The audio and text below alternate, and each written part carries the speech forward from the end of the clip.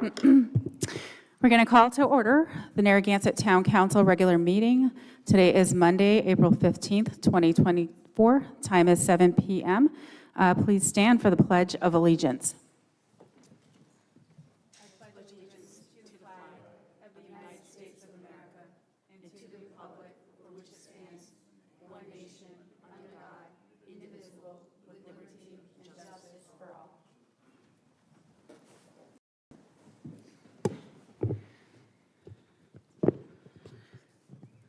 Okay, moving on to the approval of minutes. Do I have a motion to approve the minutes from the March 18th, 2024 regular meeting? So moved. Second. All in favor? Aye. All opposed? Motion by Councilor Lawler, second by Councilor Kopech. Motion passes 5-0. Next, we have a motion to approve the minutes from the March 18th, 2024 executive session meeting. So moved. Second. All in favor? Aye. Aye. All opposed? Motion by Councilor Lawler, second by Councilor Kopech. Motion passes 5-0. Next, we have a motion to approve the minutes from the March 25th, 2024 school budget public hearing. So moved. Second. All in favor? Aye. All opposed? Abstain. Motion by Councilor Lawler, seconded by Councilor Kopech. Motion passes 4 with 1 abstention. Next up, we have announcements, presentations. We have our town manager's update. Mr. Tierney. Good evening, members of the council, those who are here today and watching from home. Just a few items. We continue to work on tweaking some of the budget items after the work session, and I will forward the recommendations to the town council for consideration within plenty of time before the next hearing. The town has 2 vacancies for truck drivers at DPW. Interested parties can go to the town's website to view these positions. The town and the union will be meeting, the first meeting regarding the fire arbitration on May 6th for the purposes of scheduling for all the parties that are involved in the arbitration. Parks and Recs, they've completed the dune restoration at the beach, and it has sustained the storms we have had. The regular sand replenishment will take place at a later date. The windmill building, which is located on Clark Road, adjacent to the Parks and Recs office. The restoration is going great. ABCOR is doing it, and they have just attached the blades to the windmill. It's pretty interesting. Encourage people to go by and take a look at it. In Narragansett, there will be an Echo Depot event in Narragansett on Saturday, April 20th, in the North Pavilion lot from 8 a.m. to 12 p.m., and they encourage those to make a reservation for it. That will be posted on our town website. The Lighthouse Inn in Galilee, the demolition is now complete, and they will continue to remove the remaining debris before they begin working on the beautification of that site until a plan is designated for it. And that's it. Thank you very much. Next, on to open forum public comment. So the comments of citizens addressing the council are neither adopted nor endorsed by the body, but heard as requested. Note that public comment will not be taken on matters involving open litigation. And the rules are you can sign in to speak. The sign-in sheet is at the back of the chambers. Please state your name and address and speak only on topics that are not on the meeting agenda. And there is a 3-minute time limit per speaker / subject matter, and please be orderly and respectful. Who's the first speaker, Mr. Tierney? Are you doing this as a whole part of the consent? The licenses, because I'm going to recuse myself, so I don't know if you want to pull it out.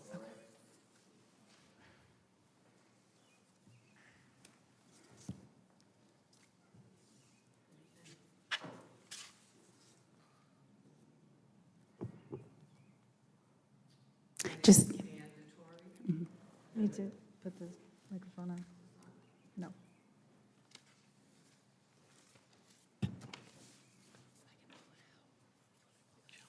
I just can't open that one, so it's a, Hi, my name is Ann DeTore. I live at 1030 Point Judith Road. Am I allowed to speak on the short-term rentals? Actually, we have the first reading that you can speak Okay. on that And then then. at that time? Okay, thank you. Okay, yeah. Next. Claire Marabella.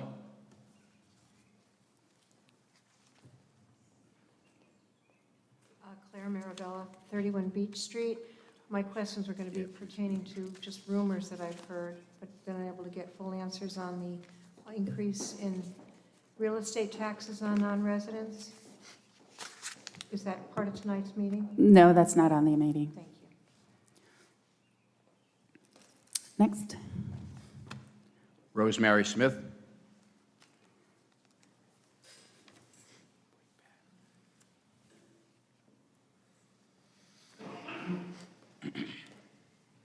Good evening. My name is Rosemary Smith. I live at 24 Castle Road. Tonight I'm here to invite the members of the Town Council, the Narragansett staff, people who are here in the hall, and people who are watching from home to a special day for our friend Kathy Kelleher, who passed away in April. The trustees of the Friends of Canachet Farm are asking you to join them at the South County Museum on Saturday afternoon, May 11th, as we remember Kathy Kelleher, a true friend of Canachet Farm. The afternoon will be divided into two parts. The first one will be a walk at Canachet Farm Trail from 1:30 to 3 o'clock p.m., and it's titled Kathy's Favorite Places. Though we all know the whole trail was her favorite place, we'll focus in on a few places. And meet in the South County Museum parking lot. The second part of the day will take place at the Metz Hall of Remembering Kathy Kelleher. It will take place from 3 o'clock to 5 o'clock, and there will be a special ceremony at 4 o'clock. So these will take place at the South County Museum on Saturday, May 11th, 2024. And it's 115 Strathmore Street, for those who don't know. If you're looking for more information, you may go to the Friends of Canachet Farm website, which is at canachet.org. And we look forward to seeing everyone there. Thank you so much. Thank you, Rosemary. Thanks, Rosemary. Thank you. Next speaker.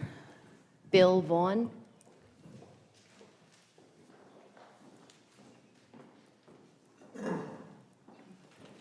Good evening. I wish to speak on the short-term rental, so I imagine I Yeah. will also be. Thank you. Okay, you're welcome. Next. Betsy Canoyer. Okay. Michelle Catronio. Michelle Catronio, 267 Bennett Hill Road, Hope Valley, Rhode Island. I'm actually just speaking on how you guys all became elected. Okay, so it was said by you, or Eva, council dismissed the public input, rejected the advice of the planning board. I think the key to improve safety in our neighborhoods is to establish a code enforcement task force, including participating the public safety and URI officials. In recent years, there has been little communication to the university and town enforcement issues. I think the question of 3 or 4 students is wrong. What we should be asking, how do we enforce the laws and make seasonal rentals more accountable for being good neighbors? Then you also added, I do not believe the answer is imply poorly crafted, discriminating, and exclusionary housing policies that make the town vulnerable to housing discrimination laws. So my question is, did you work with the URI? Is there a task force? Because I know the nuisance will way down. And I understand, and the other thing that's confusing to me is your husband's part of the tax, doing the tax. I think that's kind of a conflict of interest. And I understand some of you may benefit, like Steve. You have several rentals. You do year-round rental. So that's going to definitely help you out, right? Am I right? You live here and you get year-round rental. And you know what, Jill? You just sit there. I honestly, I think you're behind it all, the 3 T's. And you know what? All I'm going to say is people voted you in, okay? And if you could sit there and tell people you're going to do all this stuff, and then you turn your back on them, I don't care what the excuse is, then you should have addressed it early on. Because that's why you're sitting there. So I hope you'll be the voice of the people. And you know what? People make mistakes. People, no, I'm not perfect, but you know what? You need to do what's right and what you got voted in for. Jill, all right, so I know you got a few friends that are realtors too, part of the Historic Society, that have 2 homes too, you know, but you know what? This town, I've never seen, you don't even recognize it anymore. Families are going, you could blame the short-term rentals for that, but you know what? When you look in the news, it's more than that, because this is not the only town dwelling with students. A lot of the stuff is all the craziness that the town's fighting over, and there's drugs, and there's all different stuff going on. And that's a school board, and that's something, I'm not even gonna go there. But you can't just blame it on short-term rentals or on seasonal rentals. It's an excuse. Thank you. All right. Your time's up. Thank you. Eva, can I know I don't No, have to this speak. isn't the back I and just want forth. to set the record straight that I do not have any short-term or long-term rentals. I do not rent at all for the public. Thank you. Next, Richard Vandermarsh. Mr. Vandermish.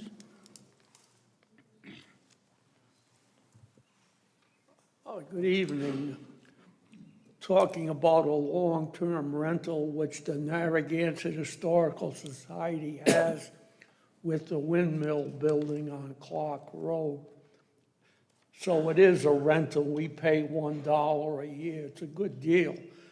But we are having the Secretary of State speak at our annual meeting on April 21st, Sunday at the Towers at 2 a.m. And I urge you to come. The town has the opportunity to be a leading player in the study of Rhode Island history. And sometime perhaps in late May or early June, we'll be dedicating what we call the windmill building soon. I hope you can take a little ride down Clark Avenue, and really see what excitement there is in the restored windmill building with actually 4 blades there. And it is an opportunity really you want to take, and we have the opportunity to really stress the great history we have here in Narragansett. And we also, Kathy Keller, who was our first president of the Restored Group. So I'd like to join Rosemary in urging you also to attend the May 11th event at Canaccia Farm. Next. Jack Durkin.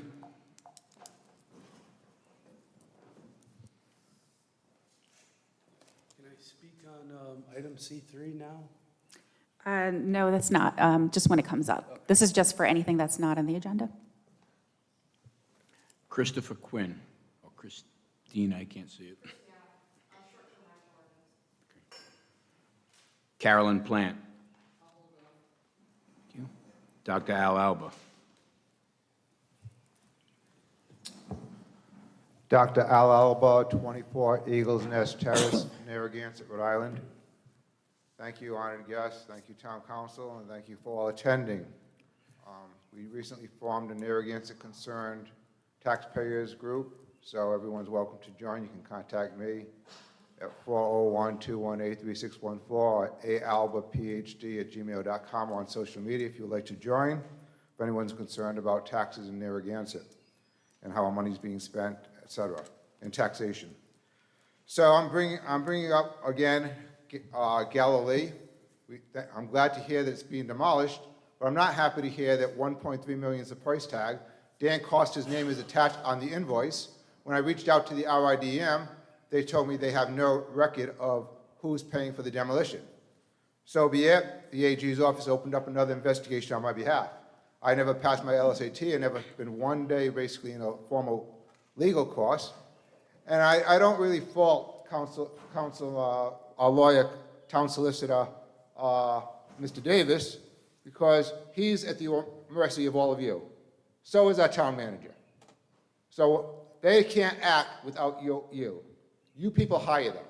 If they do act, if they do something, if I was on the issues, I know that I could consequently get reprimanded or fired. But you have to act. We cannot just sit back and not litigate. As you all know, if you haven't seen, I'll send it to each of you. Countless, many times the RIDM has failed. They have failed and not acted in the best interests of the town. In Richmond and Exeter, the Browning Pond, a beautiful pond, Browning Pond, the RIDM wanted to build this huge monstrosity of a building on their border. It was violating their town zoning and their comprehensive plan. So they brought it to court, and it failed in Superior Court. In Superior Court, it failed. So what did they do? They appealed it to the U.S. Supreme Court, and they won. And it states this is a huge victory for all towns. It should be case precedent. So why are we not acting? Why are we going to sit back? Do we have to look at this here, street level parking for 20 years? Each of you are accountable. And Council President Thomas Mann, your husband, was up here, and he was adamant, he was encouraging. Why is this not the former council not acting out? Where are our representatives? Where are our senators? We have to act. I went through this litigation, Tarantino. I could pull this apart with no legalese. I strongly request you act. Please watch The State of the State, Albert Alba. I was featured on that as an interview. It's on YouTube. Thank you. Thank you. Next. Marnie Corey.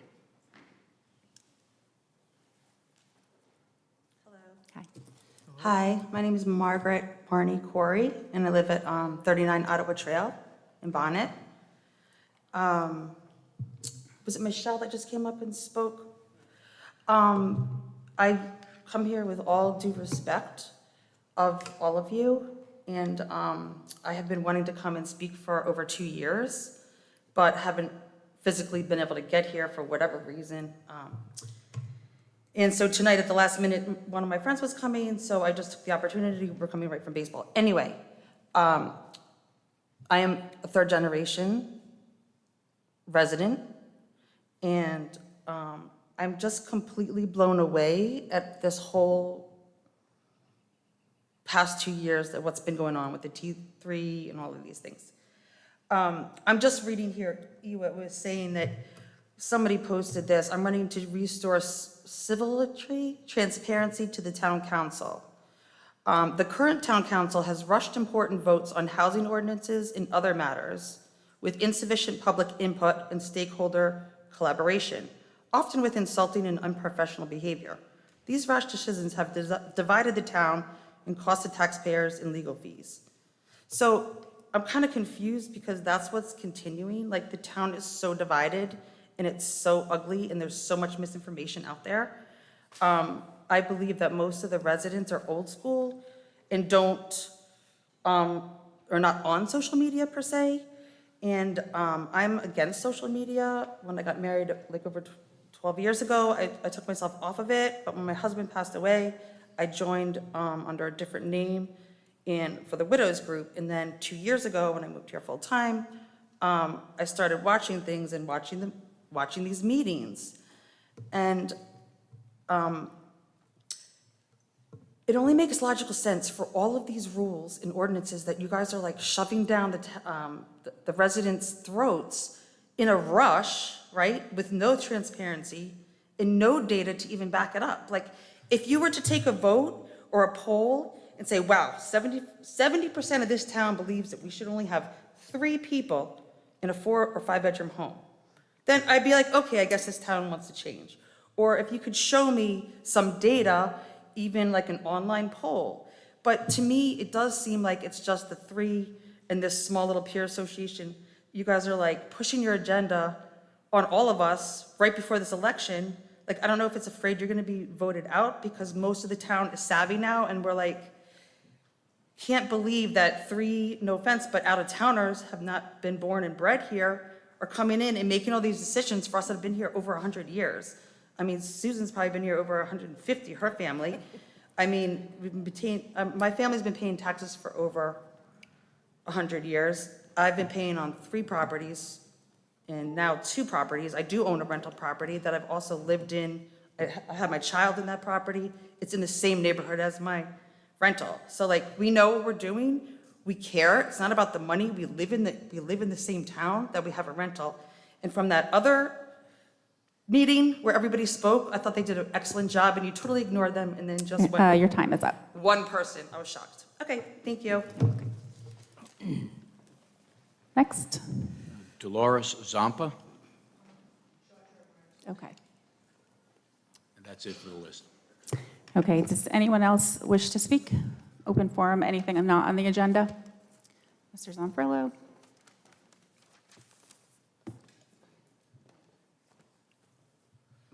Hi, Paul Zonfrillo, 7 Windward Circle. It's really unfortunate that civics has lapsed. People don't understand how the town is run. We are a representative democracy. And what that means is that there's a charter formed back when the town was founded, and representatives are elected for a 2-year term. At the end of that 2-year term, another election is held. So the candidates that the town got the council it wanted, all 5 of these candidates made very clear what they were campaigning on. They said that many of them said that they wanted to limit the rentals, and a lot of the stuff you see are the promises that are being fulfilled. So it's puzzling to me why people are talking about lack of transparency and say, well, how can 3 people decide the fate of the town? Well, 3 people don't decide the fate of the town. The town decides the fate of the town every 2 years. And if you don't like the job that the people do, if they run again, then you don't elect them. Change is really tough. 3 of these candidates, and sometimes 4 of them, campaigned on a massive amount of change. And now they're doing what they said. I think they should be applauded for that. The problem is, it is about money. Everything that we're going to talk about tonight is about money. It's just what you do with the money. Do you use it for your retirement? Do you pay for your kids' education? And so forth. And of course, money sparks tremendous arguments. Problem is, the people in this town that live here, that are affected by this, want to stay here. They don't really care about the money. We care about our quality of life. There were 7 orange stickers issued 2 weekends ago. And there was one in my cul-de-sac. A young woman, it was really frightening, was at 10 o'clock in the morning throwing up on my lawn. Now, the grass will certainly survive, and it's no big deal. But it's really disturbing to see substance abuse in my cul-de-sac and worry about those people that were partying in that house. And you could actually smell, she was quite far away, but you could actually get the waft of the vomit and the vodka coming across the lawn. And that's the kind of thing that we want to change. So thank you for your time. Thank you. Is there any other hands? Sir?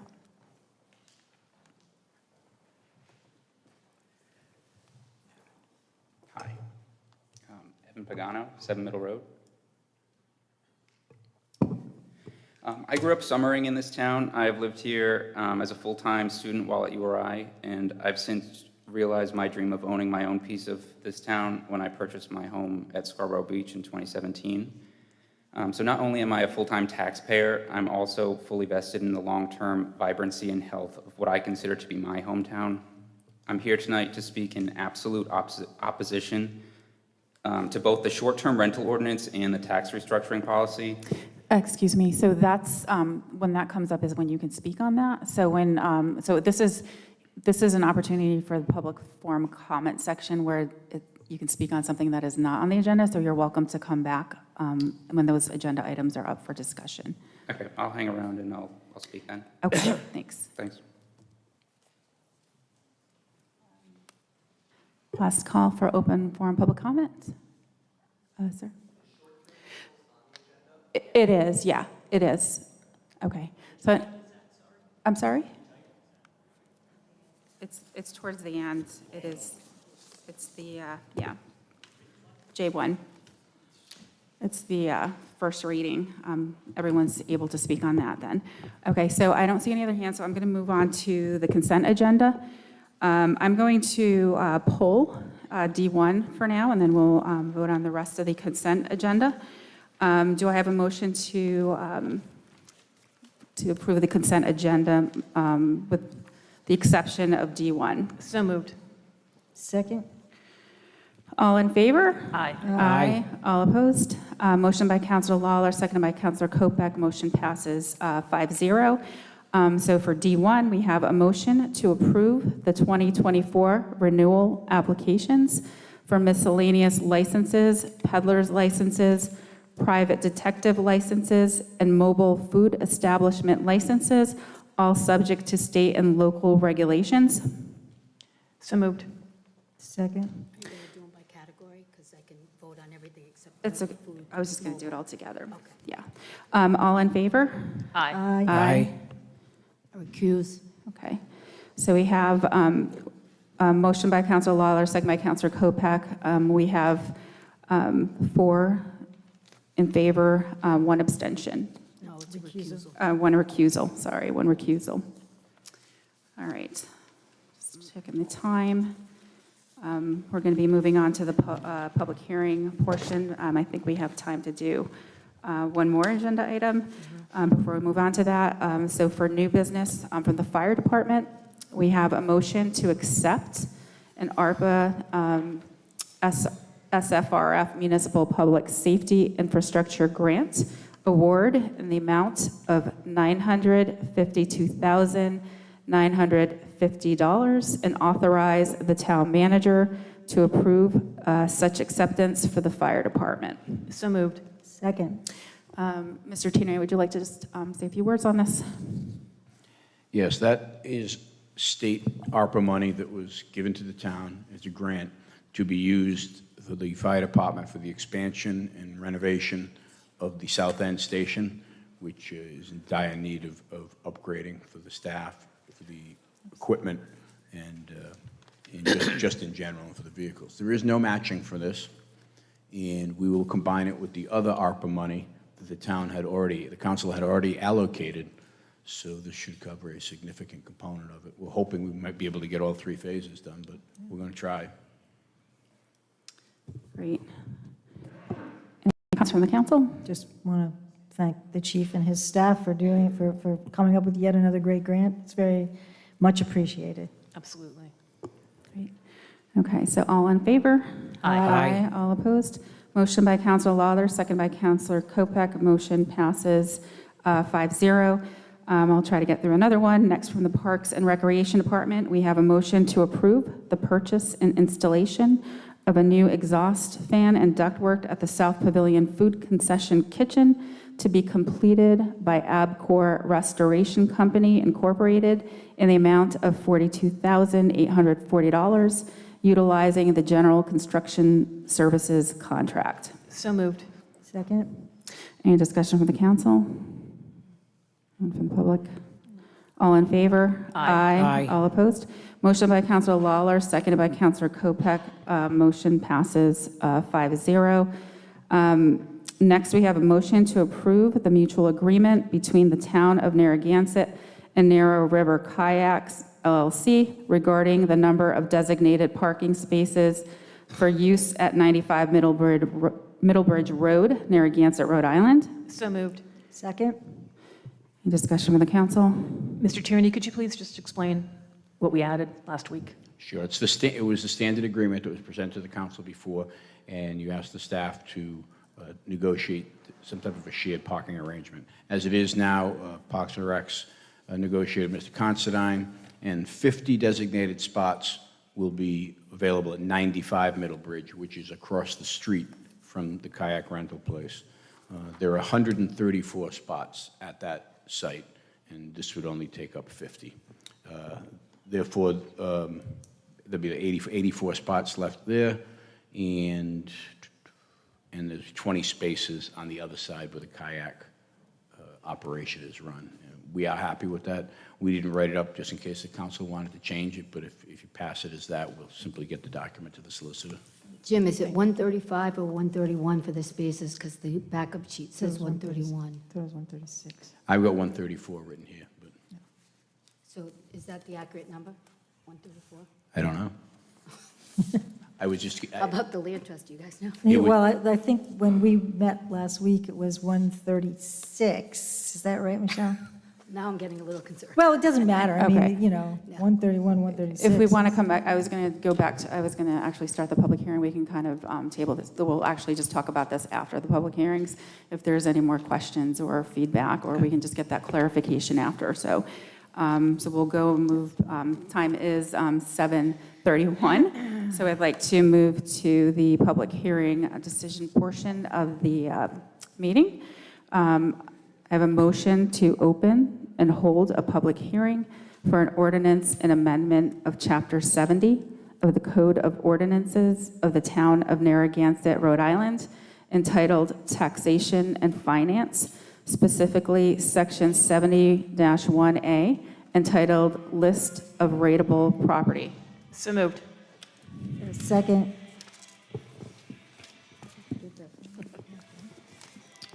Okay, so this is a pretty simple public Council hearing. President, excuse me, could you just take your vote, please? Oh, I'm sorry. All in favor? Aye. Aye. All opposed?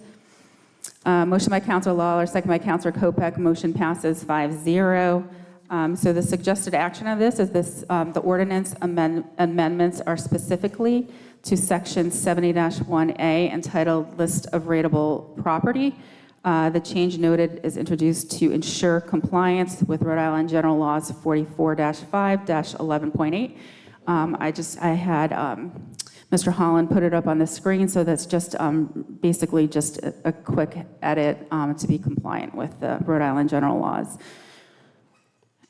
Any comments, any discussion? Anyone from the council? Just to clarify, because I know that there were some questions, this is not a tax structure change, correct? This is just those words right there. Correct. There you go. Anyone from the public? Seeing none. All in favor? Aye. Aye. All opposed?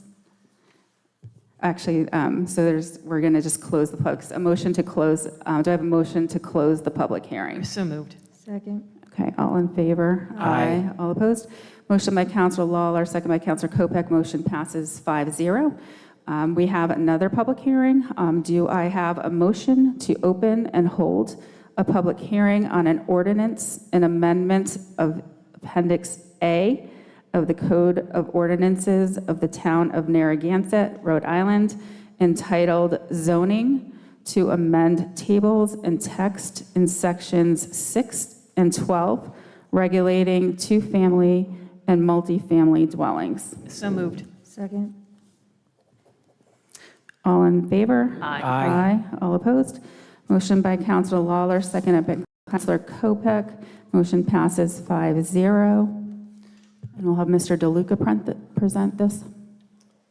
Thank you, Council President, members of the Town Council. Okay, here we are. We're ready. Thanks, Dan. So tonight we're holding a hearing to consider some changes to the text of the zoning ordinance.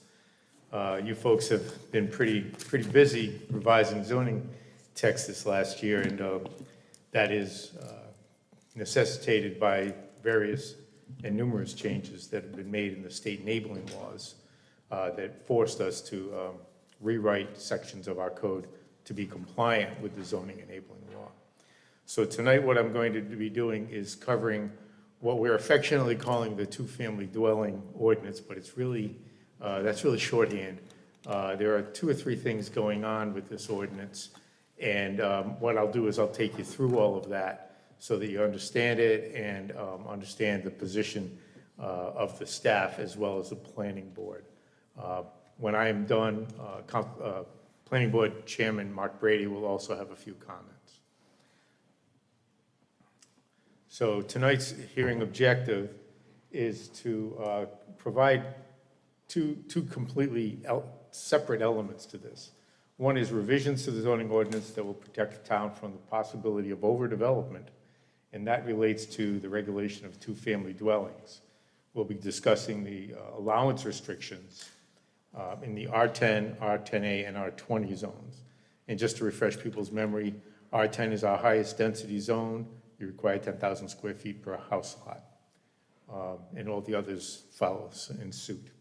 We'll also be discussing special use permit standards for the R40 and R80 zones, and note that there's a waiver for affordable housing, which we'll get to.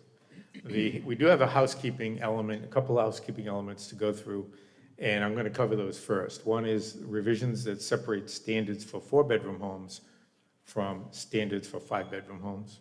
And the other is revisions that separate multifamily dwellings specifically for elderly from the market rate multifamily dwellings. So here's the housekeeping component. What you're looking at here is an excerpt from the table in Chapter 6 of Table of Use Regulations.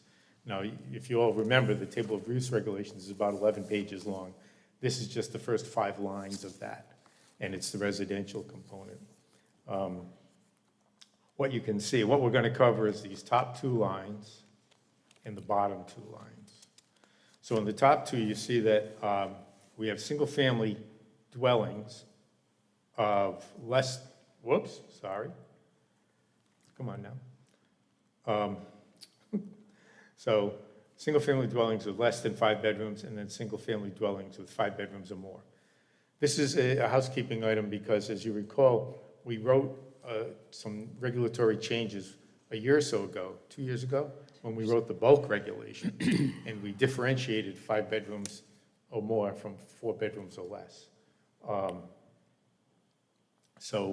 What we didn't do was put this distinction in the table.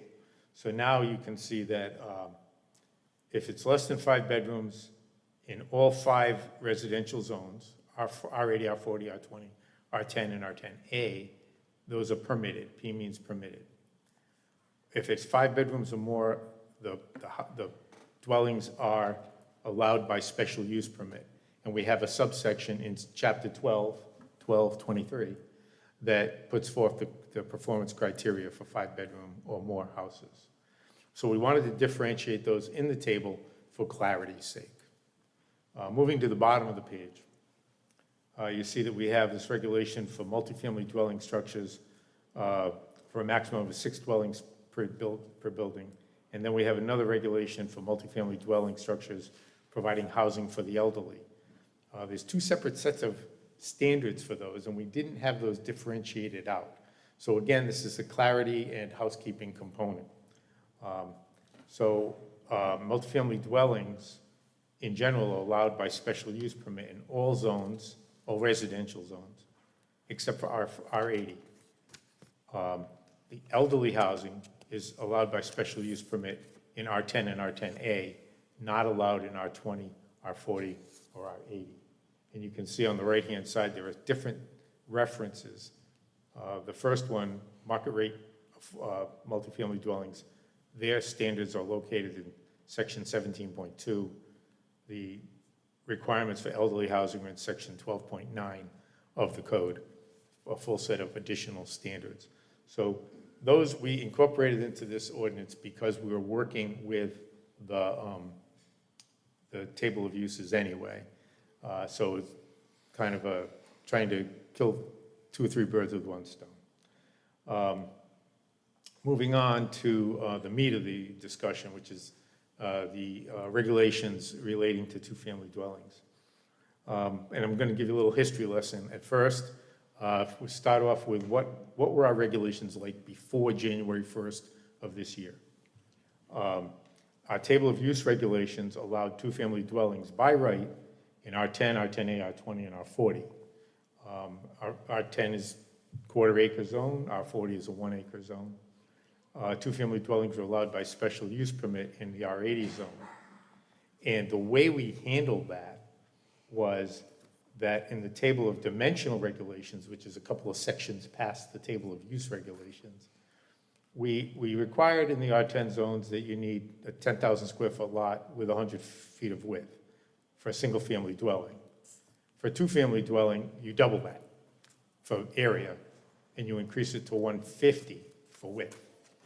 As you can look through the table, you can see that all the way down, single-family dwellings had a pretty standard amount of land required and a pretty standard width. When you move to a two-family dwelling, those things increased. That was our standard. That was our philosophy. If you're going to have a two-family dwelling, you could have it in any residential zone except for R80 by right, but you needed a larger lot with more width or frontage on a street.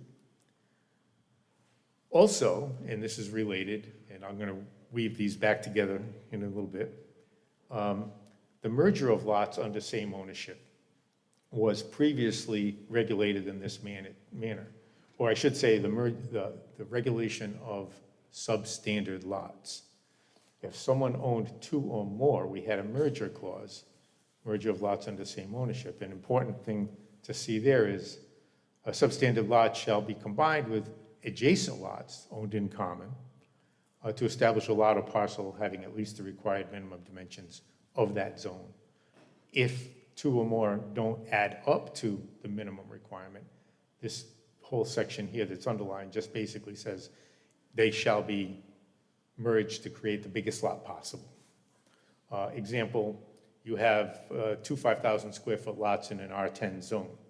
Those would be considered merged. If you had four 5,000 square foot lots in an R20 zone, they all would be merged.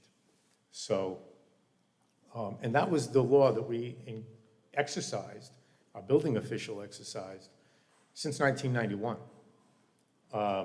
Standalone lots were a little different. If there was standalone legally created, and that's a very key component, non-conforming lot, we allow those to be built upon if they can meet any of these standards below. And this table is in section 6.5 of the code, or I should say it was in section 6.5 of the code until December 31st. So the way to understand this table is that depending upon the width of the lot, you'd have reduced standards for front, side, and rear yard setbacks, and reduced standards for coverage. So it didn't matter what zone you were in. Your substandard lot of record, depending upon how wide it was, had those different sets of standards there. That's all changed. So now, about a year ago, House Bill 6059 was passed, and it made two significant changes that affect what I've just presented. The first is for standalone lots, a substandard lot of record is no longer required to seek any zoning relief based solely on the failure to meet minimum lot size. The setback, frontage, and furthermore, not only does a substandard lot of record stand alone now as a buildable lot, but its setback, frontage, and lot width requirements are reduced proportionately, and the maximum building coverage is increased proportionally. What does that mean? The 5,000 square foot lot in the 10,000 square foot zone is 50% of standard. So its frontage, or let's call it its lot width of 100 feet, now is reduced down to 50. Its setback, its front setback of 28 feet is now reduced down to 14. So these are all laws that were passed through the General Assembly. We had to add that text into our code. You all saw it. And as we're now working with it, we're seeing that there are some very significant concerns. If you had two or more lots in common ownership, the merger of lots is not required anymore. If you can meet this standard, if the substandard lot of record has an area equal to or greater than 50% of the lots within 200 feet. So we actually, my department and the building inspections department worked closely to establish a process whereby a person could apply for that. And we've got pending applications right now. So now we have the ability to take 2 or more substandard lots and make them into building lots. Standalone lots are building lots also. Those are facts of life. That is where we stand today. And property owners can come in and pull permits on properties that they weren't previously going to be able to do. But we also realize that 2-family houses, as I mentioned at the beginning, 2-family houses are allowed by right in all of our residential zones except one, with the exception of these standards, these lot area standards.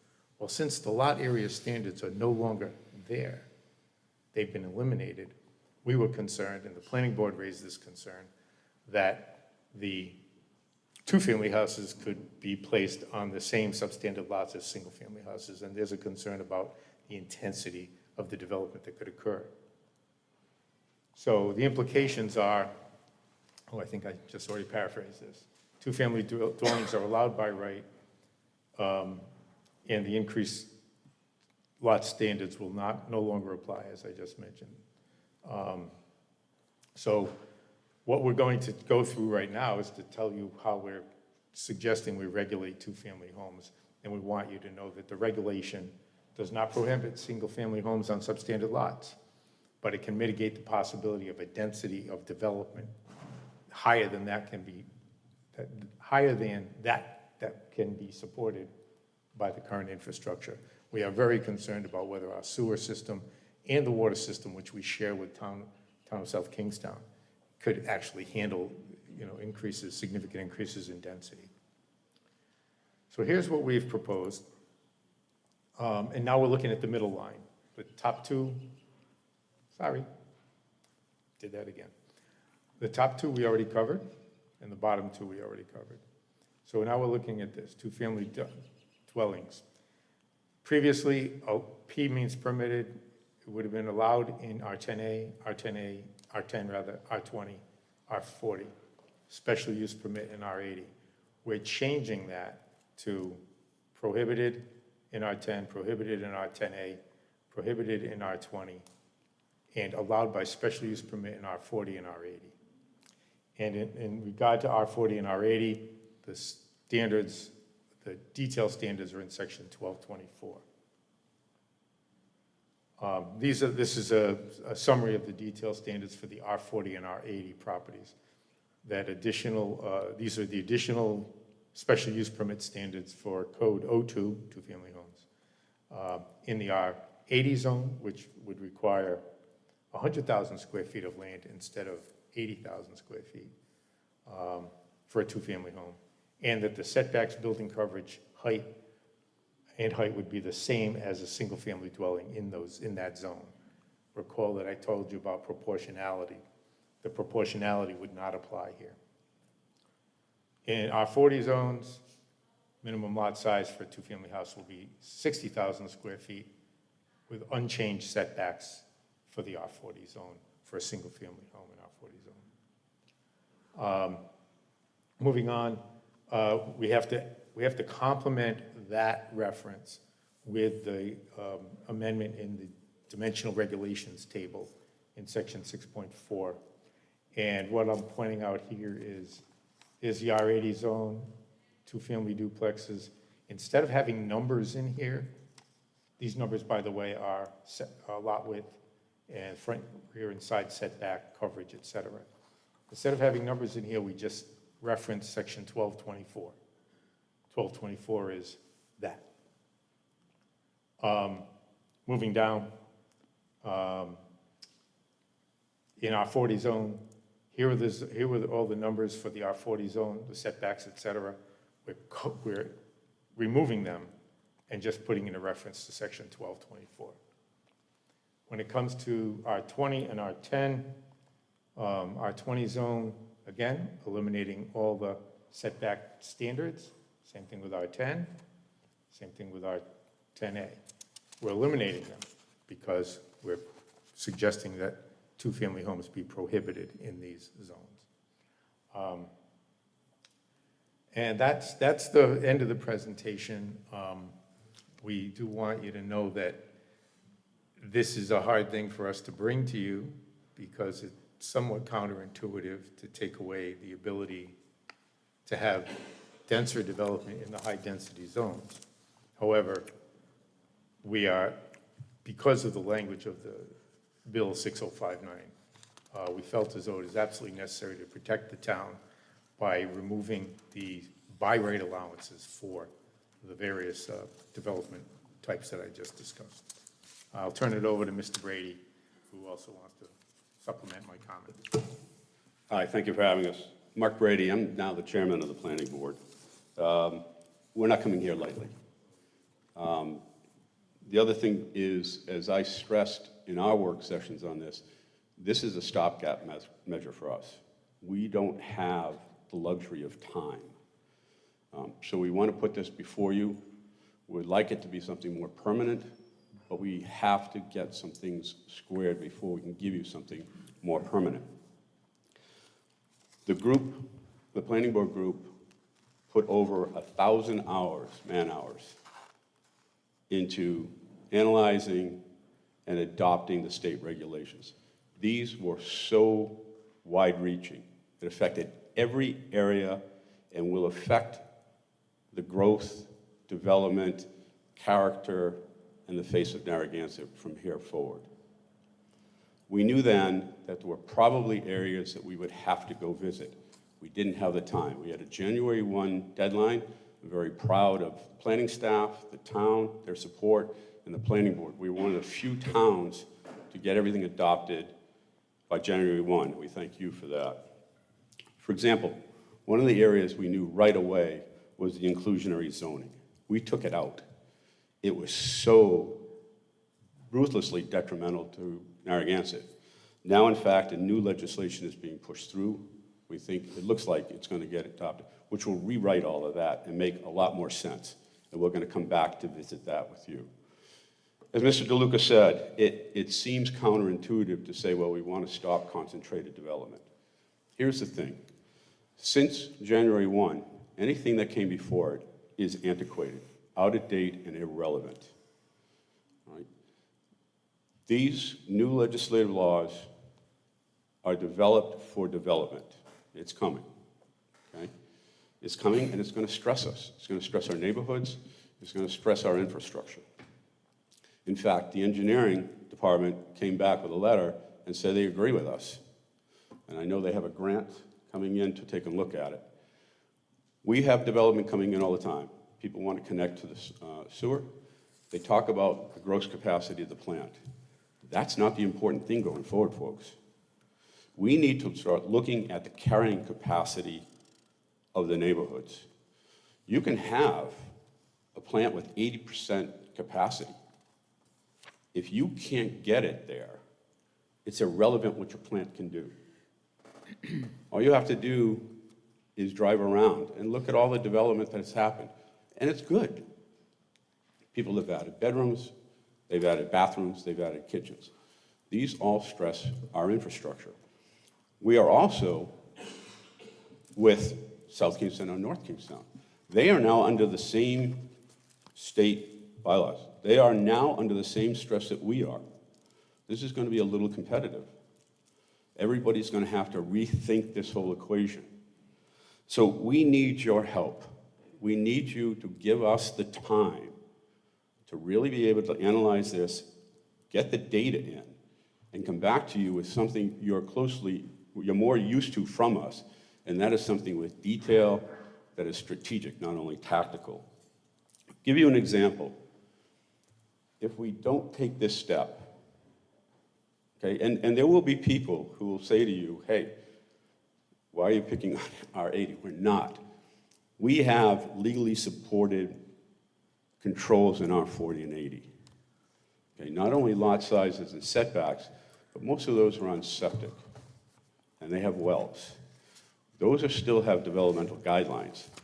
They don't exist in R10 and R20. So we have tools in place for R40 and R80 that aren't going to change what is already available to anyone within those those zones. Here are the neighborhoods that are affected by R10 and R20.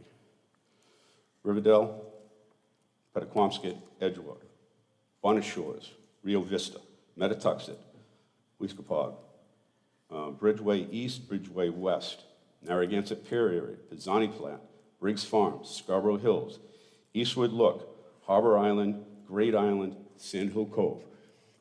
2-family on substandard lots by right. We already have them coming in, right? We already know, I know because I talk to people, developers, and these are professional developers. These aren't landowners or homeowners who trying to help pay their mortgage so they rent, they want to put an in-law in or what it is. These are people who are invested developers. And I've gotten 2 cards. One of them was from somebody I did work for. And I called him and I said, hey, what's going on? He said, oh, you were watching the legislation. And we're going after Rhode Island. So they're coming. We will be back to you, not just with this again, but probably other things, now that we're having the time to really synthesize this and look at the impact. What I'm asking you to do is give us the tools and the time to be able to do what needs to be done for Narragansett. And that is to really look at this in a comprehensive manner.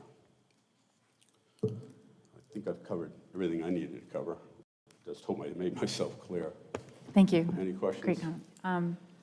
Any questions from the council at this time? Yeah. I have one Councilor question Kopech? for either you or Mike, Yeah. Mark. What impact does this have as far as whenever we get around to ADUs? To what? I'm sorry. ADUs, That's coming. Well- And that will be a separate animal. but it's okay. That's well, I legislation that's couldn't- coming. Okay. This is just the first wave of these legislations. I know initially, and I don't know the speaker. I know friends who know him. They speak highly of him. I have nothing but respect for the man. And I know he voiced his intent was that these new approaches were to increase affordable housing. Right. Now, he doesn't write these. A lawyer does. And I'm not a betting man, but if I was to bet, the way these are worded, the lawyer that wrote these represent investment developers. These are really put forth to expand development. And part of it is the density of development. That's what's scaring us right now. If you look at these neighborhoods, I have a planning master's, I have a PhD in engineering. I'm interested in what the flow rate is out of these neighborhoods to the plant. Plant is one thing, but can you get it there? Yeah. And we're already having problems with water in the summers. I've actually talked to 2 people, and I don't know anything about this part of the things. Electrical engineering, I hated it. It's 2 things, math and theory, hated both. But I've had 2 people separate from each other tell me, you need to talk to the utilities because they run their infrastructure based on zoning. I'm trying to get somebody, and I've been passed around so far, and we can pursue that. But this is how in-depth we need to get on this subject matter. And we're just asking you right now to give us the time to do that. Thank you.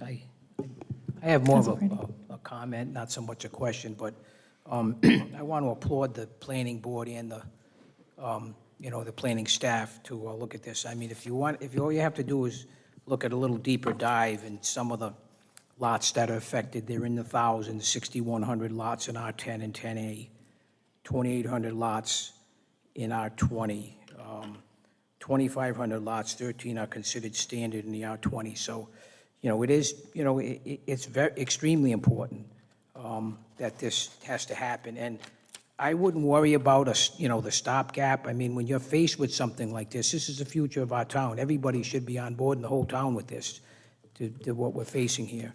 I would just ask that, we have I don't know if there's a reading tonight, as a first reading. If there isn't, I mean, I think there should have been one, but we can, I hope it'll get on as soon as possible because this should be a threat to everybody in this town that rents here, lives here, and uses the town, because it's really a threat, and I applaud you guys, and I wish, if you want to look at some of the details, look at the planning report. It's very detailed, and it shows exactly what's happening in this town, so thank you. Thank you.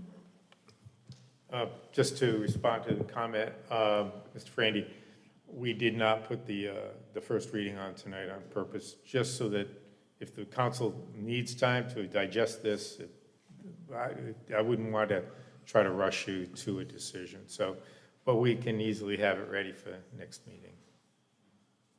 Yeah, I also want to comment back, and thank you for your comments. The reason why I'm telling you this is a stopgap is we like to come to you with something that is very comprehensive, and if you've seen the stuff that we're sending you. It's a tradition. Terry has ingrained it in all of us. It's very detailed. It's not only tactical, it's strategic. We're acting tactical right now. And I want people out there, property owners, to know that we're not looking to shut the world down. We're just looking for time so that we can do this correctly. Thank you. Thank you. Thank you for all the work. The report was great. Any other comments from the council?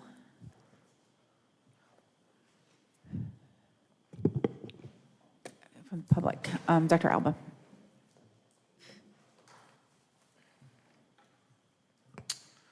Dr. Al Alba, 24 Eagles Nest Terrace, Narragansett, Rhode Island. Do you solemnly swear the testimony you're about to give in the matter now in hearing will be the truth, the whole truth, and nothing but the truth, so help you God? I do. Please spell your name for the record. Dr.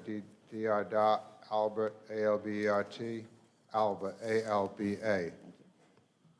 So, yeah, I want to applaud these two gentlemen, Mike DeLuca and the other gentleman. I had a class in fluid dynamics way back when, Dr. Frank White, and he talked about flow rate and viscosity and overtaxing different systems. And we really do need to take measures to safeguard ourselves. We had the bulk zoning ordinance, as you all know, and that was put there for a purpose. We cannot allow the state to usurp the powers of the town. The state can do that under the state supremacy clause if and only if it's in the best interest of the state and the town, such as if an airport was going to be put in a location and they could show there's no adverse effects to the city or town and it's going to benefit, then it can be allowed.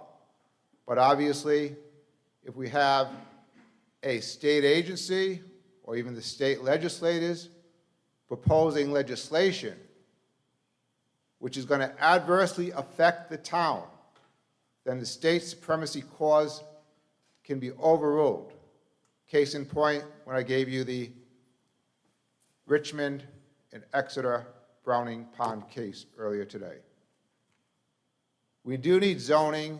We need to have our rules and regulations in place, and we have to uphold them. I'm not going to sound like a broken record. In Galilee, we have zoning GB, Galilee business. That 5-acre parcel lot is supposed to prohibit street-level parking without a special use permit. So I'm not going to continue with this, but all I want to say is let's try to enforce all of our laws for the best interest of the entire town. We have the comprehensive plan for the best interest of all of our town, our residences, the entire state. And I always... Dr. Alba, okay. so can you just Okay. speak? No, it's okay. You can. Do you just, when you speak on this, do you Sure. support or oppose it? So I that's what you I should. definitely support, and I want to applaud these gentlemen for their work. Thank you. Thank you. Next was Mr. Jerkin. Jack Durkin, 3 Martin Avenue, J-E-C-K-D-U-R-K-I-N. Please raise your right hand. Do you solemnly swear the testimony you're about to give will be the truth, the whole truth, and nothing but the truth, so help you God? Yes.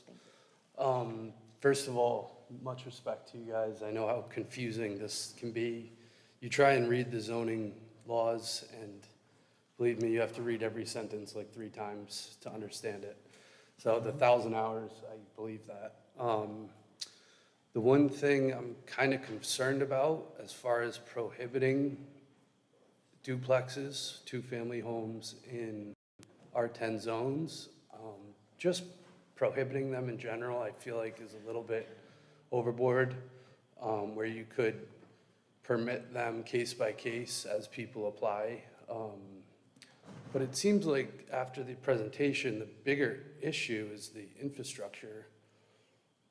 I mean, if someone can't build a two-family home because there's not enough water or the sewer plant can't handle it, that seems like an issue too, that I'm sure everyone's interested in fixing, so we can grow as a town, whether it be duplexes or single-family homes.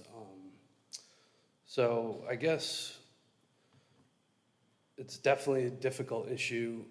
It's kind of ironic that it's tonight with the short-term rental ordinance issue, because this one might be more important in a way.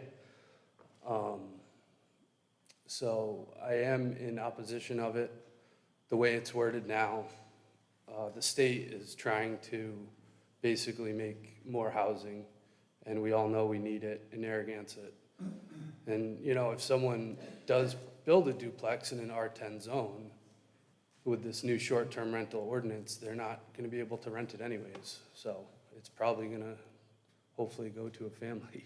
So you guys are probably torn with this one. Obviously, Mike and Mr. Brady, Rupert, you know, Dr. O'Neill, really smart guys. I'm sure they've looked at this in depth, but it seems a little overreaching, just flat out prohibiting them, like the new table says. So that's really all I'm going to say. Thank you.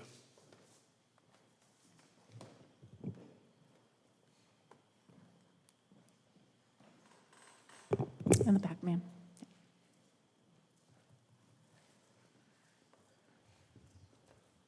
Good evening. My name is Jeannie Adams, and I live at 21 Saybrook Avenue. And thank you. Excuse me, I need to swear you in. Oh, sorry. That's okay. I've never been to this. Please raise your right hand. Do you solemnly swear the testimony you're about to give in the matter now in hearing will be the truth, the whole truth, and nothing but the truth, so help you God? I do. Thank you. So I'm just, I had written an email that I didn't send, but, so I'm just going to read that real quick. But it's regarding the short-term rentals in town. We're an owner-occupied rental. Excuse me, ma'am, this is a hearing on the two duplexes. So this is so we're talking about the ordinance about, that's going to come up. So you just need to hang out for a little bit longer. So no problem. Mr. Brady, can I have you come up for a second? I did have a question that I didn't ask yet in regards to, the report from. Yes. So in terms of, so we're trying, obviously, like we want more housing in the town. It needs to be, we need the infrastructure for it and all that. But there's a stipulation here about can you speak to the affordable housing aspect of it, please? Yeah, and I think it's a good question. First of all, understand affordable today in Narragansett. Yeah. Affordable housing in Narragansett is $1,100, $1,200 a month rent. That's affordable, okay? I think last I looked, it's like $300,000 for a home, and I think that's old. Here's the thing. Volume does not equal affordable. The market does. If I have an opportunity to build a home, and I've invested X hundreds of thousands, because that's what it is, I have a choice. I can get my money back. I could do affordable. And that's up to the individual. It's not something we're dictating. If you look, unfortunately, in the statutes that are coming from the state, there are no mandates. There's no real pressure. There's no guidance for affordable. It's almost void in everything. And I think the mentality is if you build more, it will be affordable. Well, look at our market today. Okay? We are desperate on the planning board to approve affordable. We don't get affordable. We get affordable when somebody wants to maximize the market rate homes. So I can't tell you that allowing another X number of hundreds of homes or 50 homes or whatever it be is going to equate to X number of affordable, because it's not addressed in the legislation. It will be addressed in the market, and you just look at where the market's been going. Now, we have already talked on staff, and we're going to have some work sessions.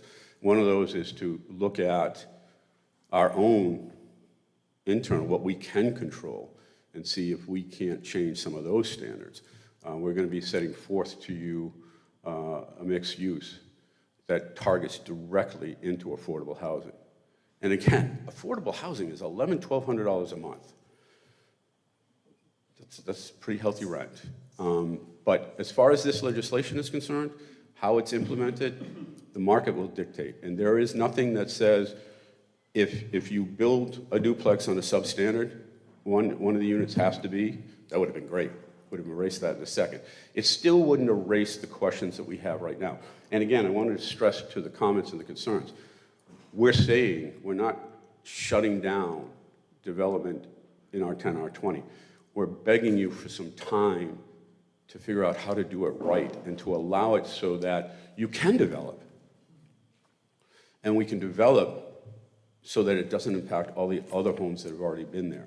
We need to start looking at the carrying capacity of our neighborhoods. And then we're going to have to start backing into, we're going to have to change the way we think. And we're going to have to start backing into some of our zoning and our building based on that carrying capacity. Or there needs to be a big investment in our carrying capacity. We don't know that yet. We may be fine. We don't know, and that's the problem. So can I ask a Sorry, question? I was just had a follow-up question. So with that, my question really was in reference to the ordinance itself, Yeah. where there was a section added in particular about the special use permits, and I think that's it in R40. well, it talks about like all all required land area standards listed above may be waived by the building official, and it talks about affordable housing units, and it Yes. had to be, so we are looking at that versus somebody wanting to build a duplex just out of right, and then renting it for seasonal, renting it for, being Right, able to use it as a rental property. So we do have stipulations in We here. do have stipulations if they want to Correct, yeah. if they want to take advantage of it. I don't want to give the illusion that, don't worry, we got it covered. It is there, yes. The market has to take advantage of that if the market wants to. Yeah, so that was the point I was trying to make, is that was very well Yeah. thought out, and I appreciate that being part of this ordinance because it was addressed, because that really is the reason that we would like to have more housing, is, if the town can sustain it with the infrastructure and the water, for it to be year-round and affordable. So thank you very much. My pleasure. Appreciate that. Councilor Kopech? Yeah, I just wanted to get a firm definition of what you're talking about when you say carrying capacity. Yeah. And so what I think you're saying, and you can correct me if I'm wrong, is you're talking about, the carrying capacity of our sewer infrastructure and our water infrastructure, correct? If we can't, what you said before was if we can't get what we have to get to the sewage structures, or we can't get water to where it needs to go, then it doesn't matter how good or bad our actual locations for those things are. So that's what you're saying, and what you're asking for is the time so that a study can be done so that we know what the carrying capacity can be, and that would help you help everybody define, what can be built where. Do I have that right?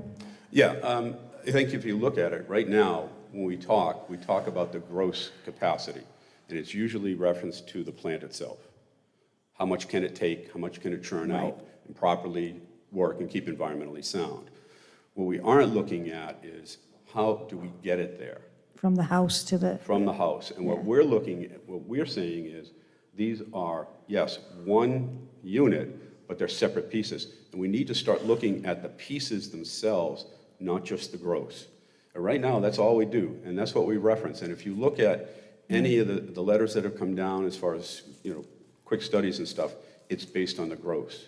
Right. But if we can't get it from point A to the plant, it's irrelevant what the plant can do. But if we discover that we can, that opens up opportunity. Absolutely, absolutely. And if we discover we have problems, we have to look at options, and we need to set up what those options are within that. Okay, thanks. Thank you. Anybody else? Okay. Just one question, Mark, how much time are you looking for? Well, right now, my understanding is that the engineering department has a grant to look at this. And I don't think they're looking at a long term. I think they're trying to get it done within a short window. So once we get that in, we can start analyzing that. But I think we need to start looking at our partners in this.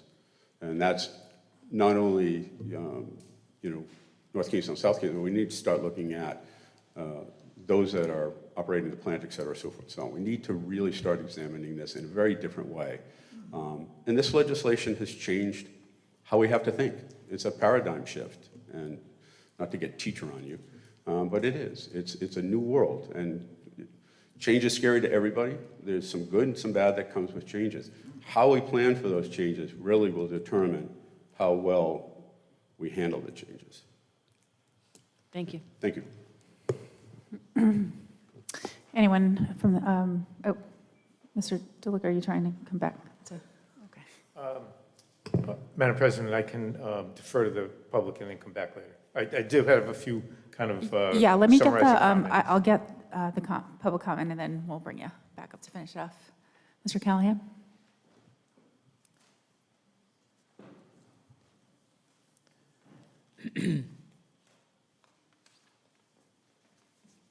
Good evening. Please raise your right hand. Do you solemnly swear the testimony you're about to give in the matter now in hearing will be the truth, the whole truth, and nothing but the truth, so help you God? I do. Please state and spell your name for the record, please. Thomas Callahan, Callahan, 26 Baltimore Avenue, Narragansett, Rhode Island. You're welcome. Good evening. I'm here as an individual tonight, as an individual citizen, and I'm here as somebody who resides in an R80 neighborhood that was subdivided in somewhere around 1918 into 500 lots. All of them are substandard. All of them were originally subdivided by 20 by 80. So there's 1,600. Original lots were set up to be some type of a summer camping. I think you've all seen the neighborhood. You know what it looks like. But I'm here in those two capacities. I'm not here as a planning board member. I grew up, perhaps like some of you did, in a two-family home in Providence in the formative years of my life. My wife did as well. Why? Because it was affordable for my family. We being the Callahans, rented. The Jeremiahs built the house and housed both her father and her uncle and both their families. Two-family houses historically have been a way for working-class families to shelter their families and to build some equity on the road to the middle class. Well, I lived out, I think most of you know, I lived out in St. Louis for 9 years. I was chairman of the neighborhood association there. We were in a very dense neighborhood of 2s, 4s, 6, 8 family apartment buildings with a couple of residential spines. But the two-family buildings serve the same purposes there, particularly when they are owner-occupied, and that makes a big difference. The proposal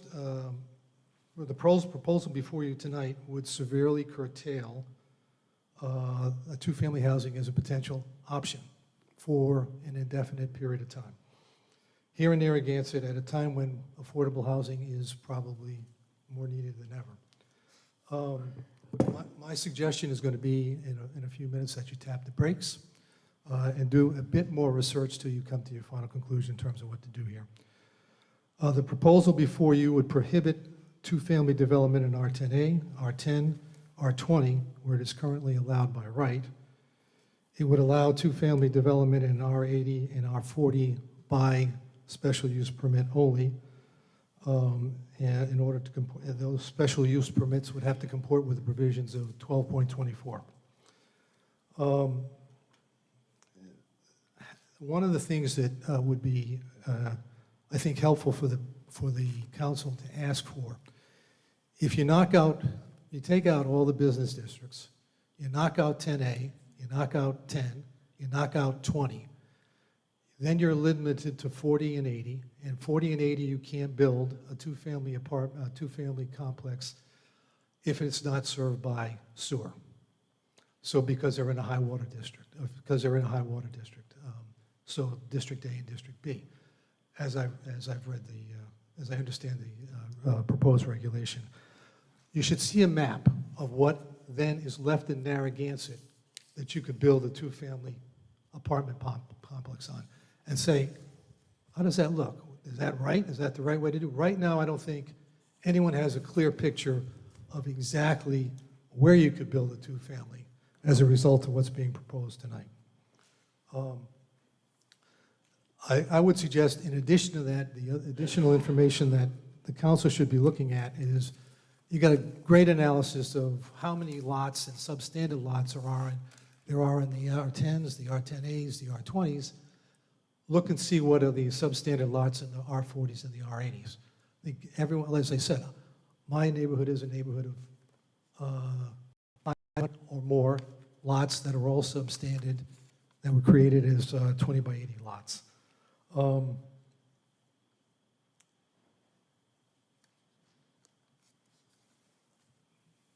You ought to find out how many non-conforming, how many two-family apartment buildings are there in Narragansett? Doesn't appear to me to be a common housing product in Narragansett, but you ought to know how many there are and where they're located. And understand, if you were to adopt this ordinance, where they will be located, if they could be located there in the absence of having water or sewer.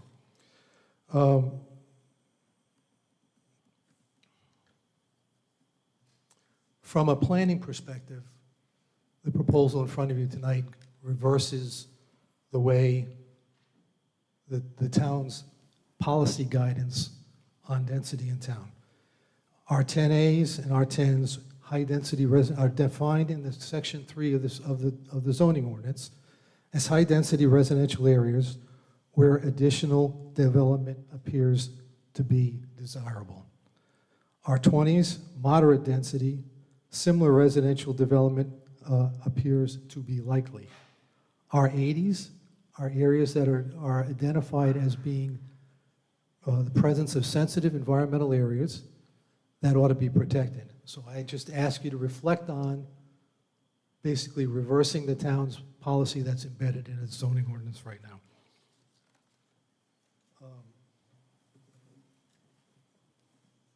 With respect to just 2 or 3 other things very quickly. In taking this action, will you practically eliminate the ability to locate a two-family dwelling unit anywhere in town for how long a period of time?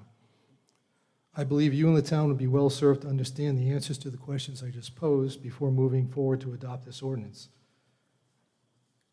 Can the potential affordability values of the two-family dwelling unit that I talked about at the outset be reconciled with the council's legitimate concerns that its failure to take this action now will lead to unwarranted, unmanaged, disruptive density? I think it can. My suggestion is you consider adding elements to the special use provisions that are proposed in 1224 by authorize the building inspector to waive land standards without a public hearing if the applicant provides a deed requiring at least one unit to be owner, in addition to essentially be affordable, to be owner occupied. Owner occupancy is critical to essentially the probably best practice in terms of managing your tenants. If you live in there, you're going to manage your property, you're going to manage your tenants. And if you did that, you might consider looking at a right of first offer, a right of first refusal that would come back to the town upon sale of the property. Lastly, I'll say this. I respect my colleagues on the planning board immensely. This is not about that. While at the University of Connecticut for 5 years, I was responsible for overseeing its water and sewer, executive leadership for its water and sewer operations at a time when it was historically growing space, enrollment, and employment. We had a tremendous investment from the state. We had to basically move that money in an effort to make the University of Connecticut an outstanding land grant and public college, public land grant university, excuse me. The notion of the study that the town of Narragansett is, I think, about to embark on is essentially a 5-year study. It's a year, it's probably a 6-month to a year study, looking at the next 5 years of what the town's sewer system and water, I don't know about the water system, but the sewer system can do. Those are typically done, but you got to continue to manage the bill. You got to continue to manage your business as you go forward. The notion that you can stop, particularly on a product that does not seem to be a very promoted product in Narragansett, seems to be a little bit of an overreach. So with that, I appreciate your time. Happy to take any questions that you might have. Thank you. Thank you. Thank you. Thank you. Anyone else from the public wishing to comment? Seeing none. Mr. DeLuca, if you want to give your final thoughts. Thank you, Madam President. I just want to try to fill in some blanks. Give me a minute. First of all, Councilman Kopech, you had asked about ADUs earlier, and I wanted to just bring to your attention that the ADU bill is on its way. There are two bills pending, one in the Senate, one in the House. They're completely different. With any luck, the one on the Senate side will advance. It has a bit more clarity to it. And when that bill is passed, we do anticipate drafting an ADU bill. What's really important for us to keep in mind is when a property has an accessory dwelling unit, two things. One is the accessory dwelling unit is year-round. It's limited to year-round residency. And it's, the property is still considered a single-family property. And they can't be separated. So you can't have the dwelling unit finished and then sell it as a condominium. So those are all things that will be, I know are in the draft bills, both draft bills, in fact. So that's a good thing, and it does offer the opportunity for additional development in all different zones. We're anticipating it'll be available in all different zones. So in regard to Mr. Durkin's comments, the permitting them on a case-by-case basis is not a bad idea, and the way that would be handled would be through the zoning board.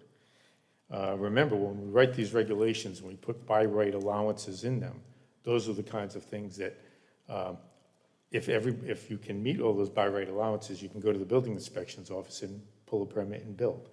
But it doesn't mean you can't ask for something different. And if you make a case for what you'd like to do, then you can get that kind of relief.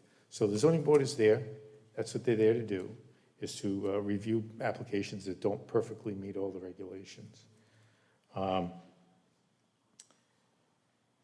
In regard to the affordable housing clause, Councilman President, you are correct. We have an affordability component in there that we would allow to waive the restrictions in the R40 and R80.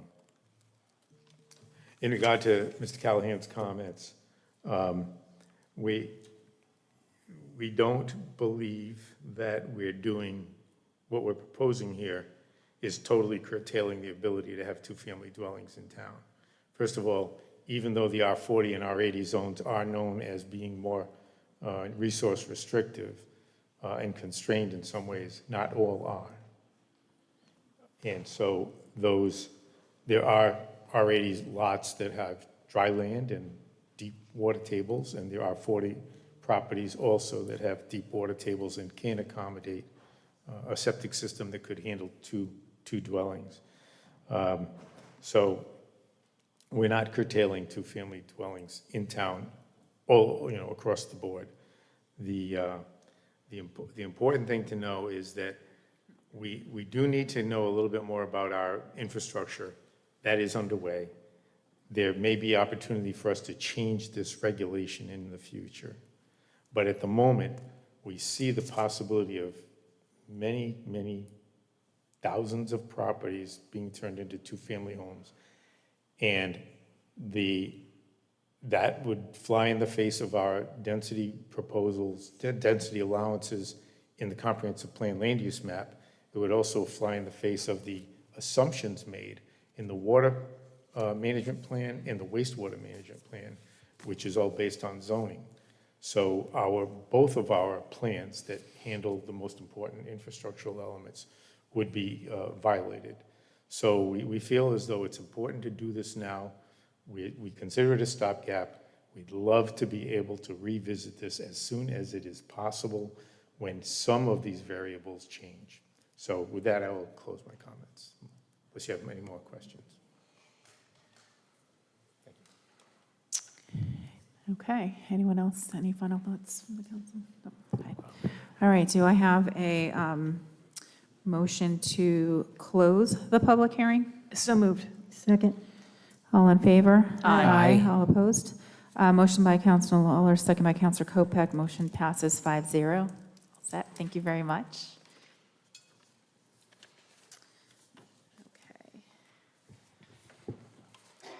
Okay, so that concludes the public hearing portion of our meeting. We'll be going back to the regular meeting agenda items. I left off at F2, so there was some discussion and some clarification that the council was looking to get. Mr. Tierney, was there any final, the numbers differed, so I just was... Yes, wanted Michelle to- spoke with Jill Sabo. It listed as 136 spots. Okay. But as the spaces aren't really lined, it's an estimate on what can fit in Okay. there. And so that would free up 50 of them will be assigned to the kayak center, and 86 would be available for everything else on that side of the property. Okay. Any other questions from the council? Just to clarify, Jim, so that will be free coastal access, correct? Correct. Thank you. Okay, all in favor? Aye. Aye. All Aye. opposed? Motion by Councilor Lawler, seconded by Councilor Kopech. Motion passes 5-0. Next, I have, let me do this, hold on 1 second.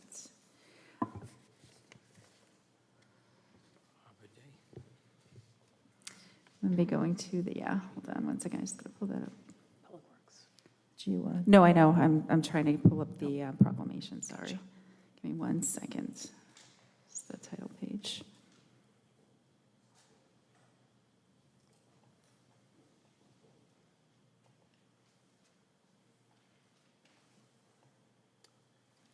I just wanted the, okay. Next, I have from the Public Works Department, a motion to adopt a proclamation recognizing Arbor Day 2024 and the importance of trees in Narragansett. So moved. Second.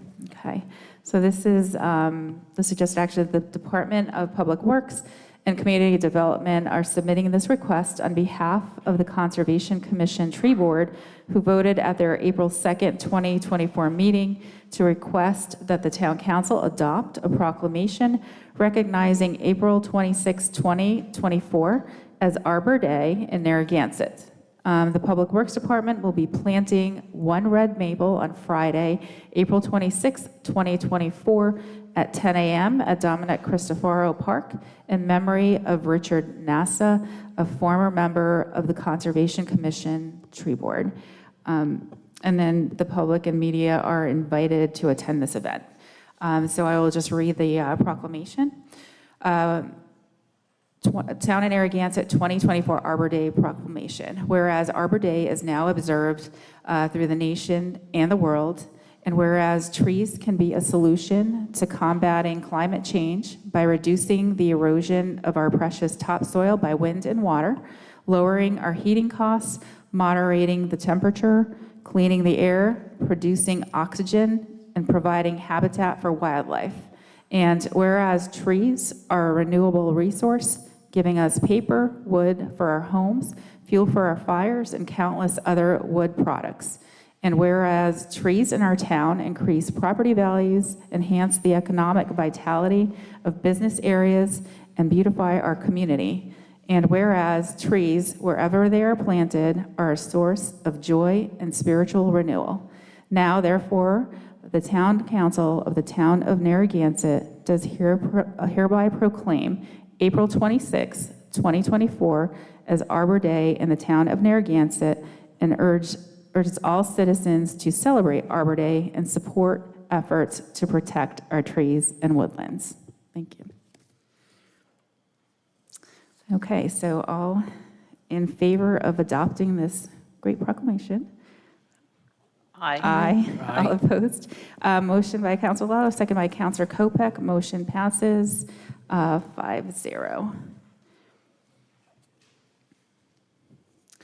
Next up, from the Community Development Department, we have a motion to accept a grant from the Rhode Island State Commerce Corporation in the amount of $30,000 and to authorize the town manager to sign all the necessary documentation after town solicitor review. So moved. Second? Joan, did you want to just kind of comment on that quickly? Sure. This grant was from the site readiness grant that were offered from Commerce, Rhode Island. And this is to research and incorporate the town's urban renewal zone regulations into the zoning ordinance. There's been a series of revisions of the original plan, and the consultant would just, it's very time consuming, and they will put all the changes and rewrite it and then get it back to us. There's no match from the town other than in-kind services of staff once in a while to give them a hand with something. Thank you. Welcome. Okay, all in favor? Aye. All opposed? Motion by Councilor Lawler, second by Councilor Kopek. Motion passes 5-0. Next is a motion to authorize the town manager to sign and adopt a spot agreement with the following individuals for indicated location: a 2nd Street, Stan Brayer, and volunteers of the Surf Riders Foundation. So moved. Second? Any discussion with the council? All in favor? Aye. All opposed? Motion by Councilor Lawler, second by Councilor Kopek. Motion passes 5-0. Next, from the Engineering Department, we have a motion to approve the contract for owner's representative services for the rooftop solar photovoltaic array and electric vehicle charging station for Maury Lynch's Memorial Library with Keogh Construction Management in the amount not to exceed $51,960. So moved. Second? Any discussion with the council? Just one question. Is this, Jim, maybe you know, is this part of the loan agreement? Is this included in the loan agreement of the whole solar project? You know? This is, well, the loans are involved, yes, but if any additional cost would be from the library donations account, the professional services account of the library. Okay. Anyone from the public? Okay. Dr. Alba? Dr. Al Alba, 24 Eagles Nest Terrace. I'm all into, our environment, protecting our environment. As the Mike DeLuca and Mr. Brady brought forth, we have to, just be prudent. They're not going to put a moratorium on everything. We got to just be check. We want to do our checks and balances to make sure, that our infrastructure isn't overflowing. So I'm supportive of that. This is to approve the contract. I'm supportive of green energy, but I guess my concern is, as long as it's not going to be adding any additional tax to our residents, I'm fine. Because I myself, I don't plan on ever having really an electrical car, and I know there's a small percentage of people that have them, so I don't want to have my tax dollars being spent for this small percentage of people who do have the electrical cars. So I'm all for this, as long as it's not going to be costing the taxpayers any additional money. Thank you. Thank you. Anyone else from the public? Seeing none. All in favor? Aye. All opposed? Motion by Councilor Lawler, second by Councilor Kopek. Motion passes 5-0. Next, we have a motion to approve the purchase of replacement parts, repairs, and modifications to the automated control valve for the Route 108 master meter station from the original manufacturer, Ross Valve, in the amount of $17,981. So moved. Second? Any discussion from the council? Anyone from the public? All in favor? Aye. All opposed? Motion by Councilor Lawler, second by Councilor Kopek. Motion passes 5-0. Excuse me. Next, we have a motion to approve the contract for engineering services for the evaluation and design of the Scarborough wastewater treatment facility emergency generator replacement with Wright Pierce in the amount of $124,978. So moved. Second? Any discussion from the council? Anyone from the public? All in favor? Aye. All opposed? Motion by Counselor Lawler, seconded by Counselor Kopek. Motion passes 5-0. Next up, we have a motion to approve change order number 2 to the library conversion owners representative services contract with Keo Construction Management in the amount of $5,160. So moved. Second? Any discussion with the council? Anyone from the public? All in favor? Aye. All opposed? Motion by Counselor Lawler, second by Counselor Kopek. Motion passes 5-0. Next up from the Finance Department, we have a motion to introduce, read, pass, and accept as a first reading for an ordinance and amendment of Chapter 70 of the Code of Ordinances of the Town of Narragansett, Rhode Island, entitled Taxation and Finance, specifically Section 70-1A, entitled List of Rateable Property. So moved. Second? And just to clarify, this is the public hearing we had, or the first public hearing we had. So there's no comment taken on this, and it was just a little bit of the language change to amend it to be in compliance with Rhode Island general laws. All in favor? Aye. All opposed? Motion by Counselor Lawler, second by Counselor Kopek. Motion passes 5-0. Next is a motion to approve the one-year contract extension for rental of tables, chairs, and tents with Pronzi Tents and Events for the towers at their quoted bid prices under the same terms and conditions as the original contract. So moved. Second? Any discussion from the council? Can I just clarify that as of the end of this season, we will not be needing to do this in the future because we will own our own rentals and our own tables and chairs. The only thing we'd probably be renting is tents. So, just so you know. Thank you. Anyone from the public?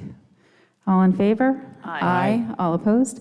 Motion by Counselor Lawler, second by Counselor Kopek. Motion passes 5-0.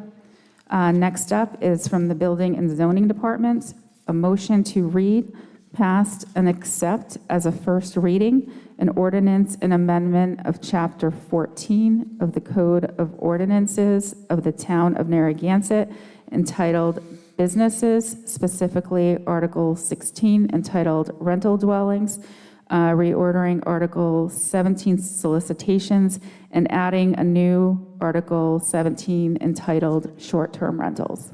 So moved. Second? Okay, so this is coming back. I'm just going to give a little bit of the background. We did have the public hearing on the proposed short-term rental ordinance, and that was held on March 18th, 2024. So last month. So we did have the public hearing, and the town council did make note of the concerns raised at the public hearing. And some of those comments were reviewed, and concerns were addressed with town personnel. So as a result, certain language in the ordinance has been clarified, and the effective date has been pushed out to ensure the town staff has time to implement the necessary processes for a smooth implementation. And so due to the changes made to the ordinance, the revised ordinance will require a first reading. Everybody's going to be able to comment if they wish, because it is a first reading. But I just wanted to, I have Mr. Holland put up the ordinance on the screen up there. So just to review some of the changes, just some small edits that we had. There were some, if you go to the first one is going to be F. It's section 14-546 application.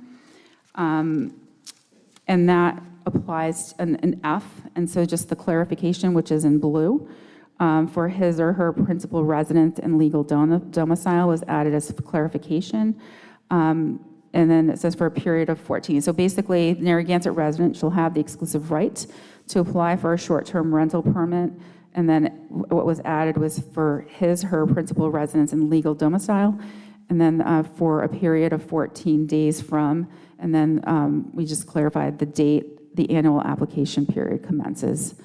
So that was a change there. And then in section 14-549, operational requirements, there were some, just clarifying in a timely manner. So just giving it more of a specific time frame. So within 4 hours of notification in each of those two areas. And then scrolling further down, there were some questions about, whether a person could check out on the same day and another person could come in, which that wasn't as clear in the language, but it was the intent. So it now reads, short-term rentals shall be limited to one booking per property per day. And what was added is one party checking out and a different party checking in on the same day is permitted. And I think there was several individuals who expressed concern with that. And then further down, there was also questions about the rental agreement, whether every renter needed to have a separate written lease. And it was just, it was clarified to have each individual booking. So it was just for the individual booking, not each renter. So that was clarification there. And for the record keeping in section 14-550, again, it's had each renter. So it clarifies it to the person that signs a written lease or rental agreement. So that kind of cleared up that language. And then we actually, we decided, further down, we'll go further down. And then for the minor violations also, we gave it a time frame, so within 4 hours, and then within 4 hours instead of a timely manner, because everyone's definition may be different. So those were just clarified further. And then for the implementation, we do not have I think the compliance part of it, and everybody always speaks to the enforcement piece. And I think the enforcement piece is important in having everything operationalized and making sure that it's a successful transition. As previously stated before, like we do not have a short-term rental ordinance, so this is a new ordinance that we are implementing. So this it would take effect before it said upon passage. So last public hearing, we had the first reading, and so it did state upon passage. We wanted to further clarify that so that it would be September 1st, 2024. And then we also clarify that rentals for which a contract was executed prior to September 1st, 2024. So those were just the clarifications in there. And then finally in section 4, we just clarified that the ordinance shall take effect September 1st, 2024. So when we put those dates in, it gave us an opportunity to just kind of modify some of that language. What it did not change was 7 days. 7 days was part of the ordinance, and that had to do with the fact that we did have an affordable housing study that was done and finalized and we reviewed. So when we had received that affordable housing study, one of the recommendations to help with housing affordability was to implement the short-term rental ordinance and have it as a 7-day minimum stay. So that's where that's coming from. So just wanted to clarify that. And I know there were some comments and feedback about shoulder season being 3 days. It's not really how, like when you limit short-term rentals to a certain number, you don't really, and I've spoken to, we worked with a third-party vendor, so I did reach out, and then all ordinances that have, a limited day or number of days don't go by seasons. It's like pretty much throughout the whole year, or it's just for a certain season and the rest not. But again, we're talking about making sure that there's a compliance piece to this and that the staff is able to be able to monitor and all that. And then when you start adding all these variables, it makes it a little bit difficult. So that's that. I would introduce the rationale behind all the changes. Mr. Davis, would you like to just comment on it all, or, I mean, it was just, you don't need to. Okay, I just wanted to make sure I covered all of it. And so I'll go back to the council if the council has any comments, and then we'll go to the public. Or we can go to the public and then go back to the council. I'd rather do that. Okay.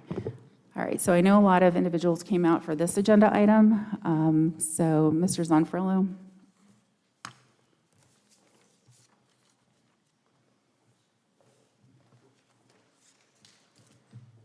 Hi, Paul Zonfrillo, 7 Windward Circle.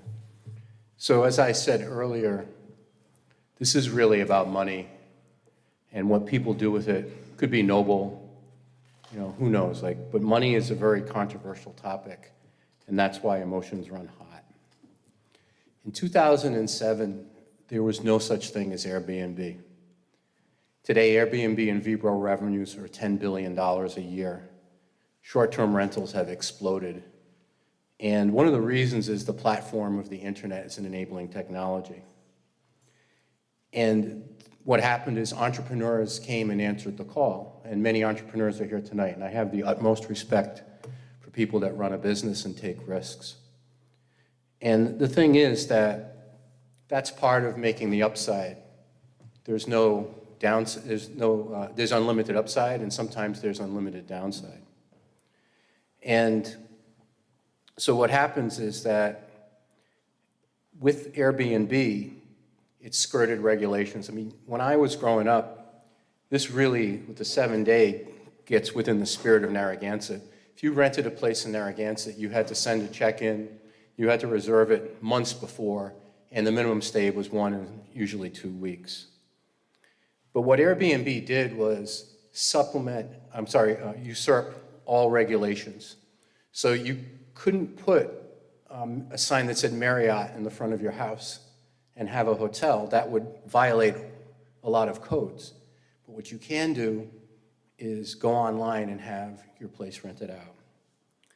So I believe that these fine entrepreneurs will adapt to the new situation because the town can't guarantee regulation, can't guarantee revenue for anybody.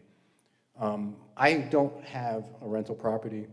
I have investments for my retirement like most people do. There's no guarantee that those are going to perform in a certain way. And the same is true here. These are very modest regulations. They're in line with what's happening around the country. And I think folks might be, I think the council's shown restraint because it's a lot more restrictive in other areas. And again, just to remind everybody, the council campaigned on this. The council campaigned on their views as they expressed them. There's no surprise on the council who's for it and who's against it. The way our democracy works is it's a representative democracy. People are elected to make decisions. We don't have a town hall form of government. And when I was a kid in West Greenwich, when there was a town meeting, we had to go. My dad had to go vote. That's not how we do it here. So everything's above board. Everything has been transparent. And I can understand that people might be upset. So please approve the ordinance. Thank you. Sir. In the front row, sorry. Good evening. Thank you for this opportunity to speak. My name's John Ryan, 29 DeSano Drive, Narragansett. My wife and I purchased a dilapidated property over 30 years ago. We've put our lives over the last 30 years into this property. Our intent is to retire and live here in the near future. Like the previous gentleman, I can't stand Airbnb. We don't use them. We only rent to families. We've rented to the same families, some of them for the last 30 years. Mothers and fathers with small children, grandparents. That's a cross-section of who we rent to. So this notion that, and I'm not saying that any of you are saying this, but I think there's this thought out there among some that anyone who's a property owner who rents that property is the same as Airbnb, and it's not true. So I am opposed to this, needless to say. I'm not saying all of what you're proposing is bad. I just think some of it is draconian, it's arbitrary, and frankly, some of it's elitist. And I don't think it's a good look for the town. I think, I can't predict the future, but just looking forward, the potential there is to harm businesses when you're, particularly taking away some of the rentals, this phased-in proposal where you're going to be taking some of the rentals away. It's going to hurt businesses. The lost tax revenue, I think, is going to result in higher property taxes. And those higher property taxes are going to really hurt some of the elderly and the working families, and it's going to make it impossible to live in this town. So I just hope you will consider that. Thank you. Thank you. Ma'am? So when everyone comes up here, please just state your name and then where you live. If you do have property here, we understand you have property here, but just your where you reside, your permanent address. Thank you. Hi, my name is Dolores Zampa. I live at 51 Califf Avenue in Narragansett. I've owned my home since '93. It's a single-family home. I don't rent the house. I've never rented it. I'm here today to try to get a better understanding how a Airbnb can move into a residential neighborhood that has always been peaceful, beautiful, quiet, until about a year ago when an Airbnb moved in. And since then, we've had a number of incidents, and I'm not saying one or two, I'm saying many, that have either rented for a night or a weekend, and it seems to have turned into, wow, wouldn't it be great if we were married in Newport, but we can have the whole wedding party in Narragansett at a waterfront piece of property? Or it's turned into a party location. It's not good for me. It's not good for the neighbors. There are children, and I'm speaking on behalf of myself and also a number of neighbors that have formed together to express concern how an Airbnb can come into a neighborhood and not have the same accountability as private renters. And private renters have rented homes on Califf Avenue or the surrounding neighborhood, and they oversee their property. They oversee the renters. But I think what happens with an Airbnb is one person or two people go in, and it's a two-bedroom home, and they think that they're renting to two people, but instead it turns into a great place to have a party for a weekend. And I don't think that allowing a 2-week rental or a week rental is going to resolve the issue. I think there has to be accountability. And what I'd like to get an understanding is how an Airbnb can rent on the internet and then not oversee who they're renting to. Can you answer that for me? Do they have to apply to you? They have to get a permit.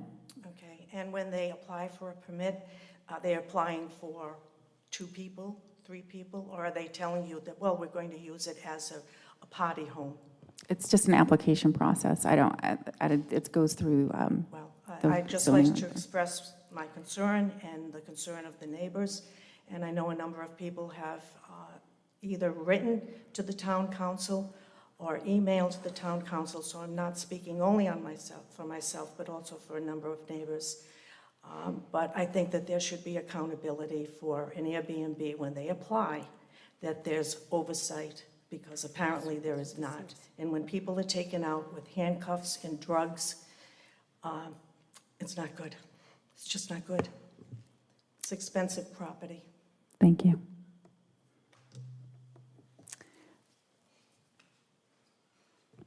Sir.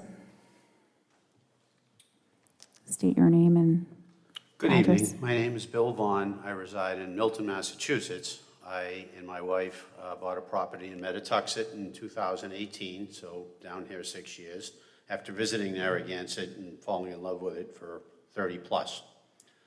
I guess I'm the person, or represent the person, that you're here trying to legislate against. We bought the property, we pay, like everybody else does, we pay the state fee, we pay the town fee, we pay the permits, and I rent primarily through Airbnb on a part-time basis. We use the home ourselves 4 seasons a year. We've been down here 2 of the last 3 weekends. We rent several weeks in the summer, and when we can in the shoulder seasons. Of 118 or so, I counted, I call them, short-term rentals over the past 6 years, I've had 0 complaints. My abutting neighbor has been the family there, multi-generation. The folks in the back, multi-generation. The folks diagonal, multi-generation. I rent to families. I screen for families on my Airbnb platform.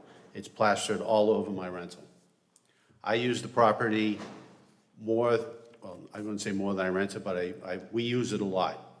And Airbnb, it is what it is. I mean, you know, Uber came along and took out medallions for taxis. It's a platform, it's on the internet. I'm not saying it's good, bad, or indifferent, but to put in perspective from a financial sense, what are my options if this passes? With a 7-day minimum, I'm going to lose the shoulder seasons. I'm going to lose the spring, I'm going to lose the fall. What option is that going to give to me? And by the way, my renters in 2023, again, $3,500 in occupancy taxes to the city, to this town, and to the state. That'll go away. I also make recommendations to my renters, Fuel, Brickley's, Linda's Diner, all these local restaurants and businesses that are going to suffer.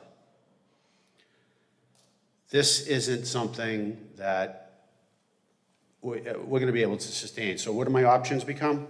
My option becomes, as a serious alternative, rent to students.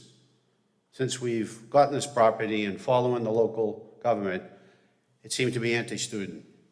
This motion or this article is pushing me to rent to students 9 months a year, which I don't want and the neighbors would not prefer, but this is where we're at.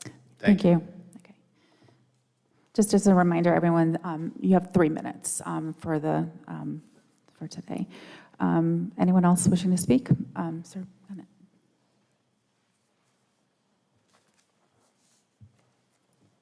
Hi, Evan Pagano. I have a home at 7 Middle Road in Narragansett and 385 Hillsdale Road in Richmond. I grew up summering in this town, as I said earlier. I live here full-time as a student while at URI. I'm a 2-time URI graduate. I've since realized my dream of owning my own piece of property when I purchased my home near Scarborough Beach in 2017. So not only am I a full-time taxpayer in this town, I'm also fully vested in long-term vibrancy and health of what I consider to be my hometown. I'm here tonight to speak in absolute opposition to this short-term rental ordinance and the tax restructuring, but I'll stick to the rental. It's not about the money for me. This is about government overreach. I have not had a short-term rental at my property in years. I did rent short-term rentals early on, but again, this is about government overreach. I'd like to first step back and take a moment to reshare a quote that was said earlier regarding Eva's election profile. She submitted to the Narragansett Times, and because it bears repetition. Quote, "I am running to restore civility and transparency to the council. The current council has rushed important votes on housing ordinances and other important matters with insufficient public input and stakeholder collaboration, often with insulting and unprofessional behavior. These rash decisions have divided the town and cost the taxpayers in legal fees." Never did I think those words would be as relevant as they were then as they are now. The housing ordinance is absolutely rushed through. This insufficient public input and stakeholder collaboration is apparent. The language and its construction, it's just sloppy. The implementation steps, still unclear. The policies, totally arbitrary. You wish to reduce the permits year to year. You want a 7-day minimum. What about the families that can no longer afford their week's vacation and need to downsize to just a weekend? You're literally saying go elsewhere, do not come to Narragansett. Again, what exactly are you trying to achieve aside from a power trip? You wanted to avoid insulting, unprofessional behavior. My mother, another property owner and full-time taxpayer in the town, spent time yesterday writing a well-considered email to the council on these issues, and she received a 4-word response from town council member Jill: "You live in Situate." And I don't think this is an acceptable response from a council member to a constituent. Maybe I missed this in the charter, but where does it say that the town council represents only the exclusive interest of residents? Property owners, small business owners, we're all stakeholders, and we are all due respect and civility. To the last point, on rash decisions dividing the town and costing taxpayers legal fees, to move forward, please just slow down. Send these issues back for dialogue and discussion with all stakeholders. Start with top-level objectives, and then work to figure out specifics. Yeah, you're sorry. Your time's up. I'll let you finish your thought. Okay, thanks. To close, I traveled 6 hours to Vermont last week to the solar eclipse. We parked in a field, and I kid you not, the first people that recognized our Rhode Island license plate came up to us, and what did they bring up? But the chaos of the town council TC3, and it was very disappointing, and what compelled me to come here today. Thank you. So, thank you, Susan, for your support. Anyone else wishing to speak?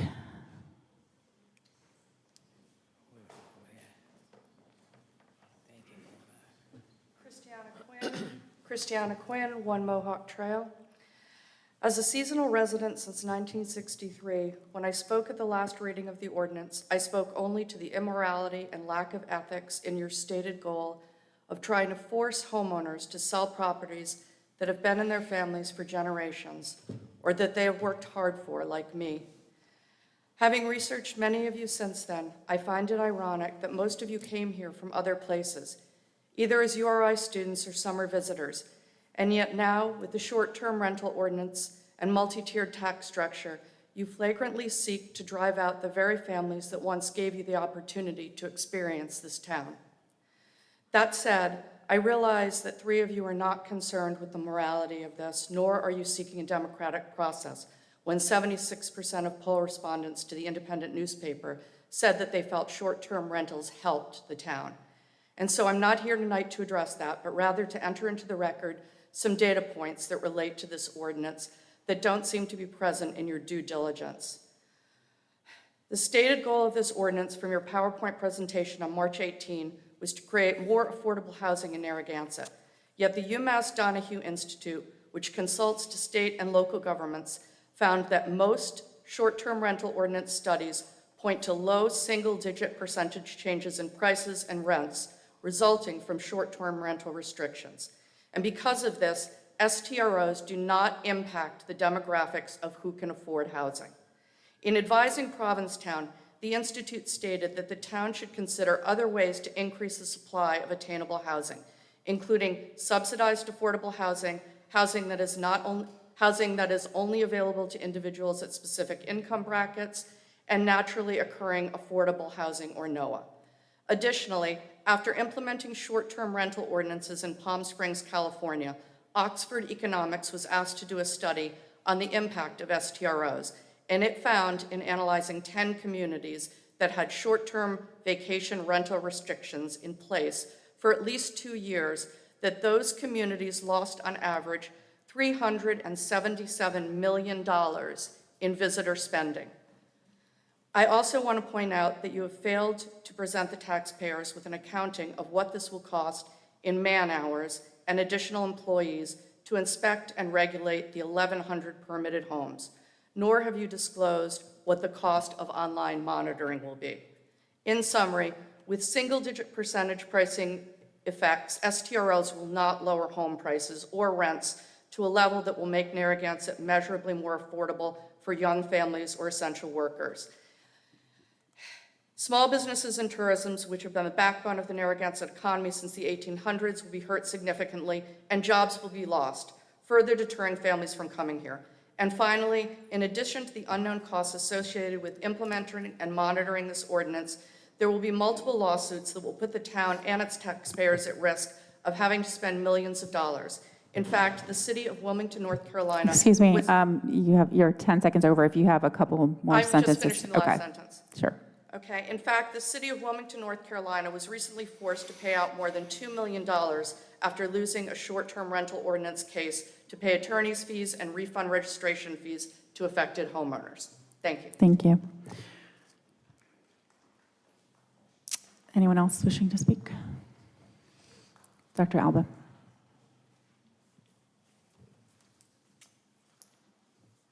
Dr. Al Alba, 24 Eagles Nest Terrace.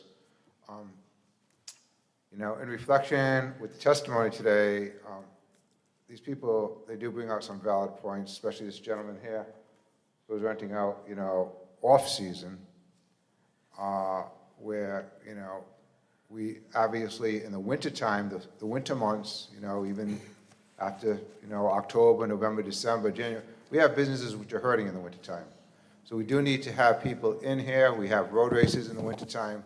So we might want to reflect on,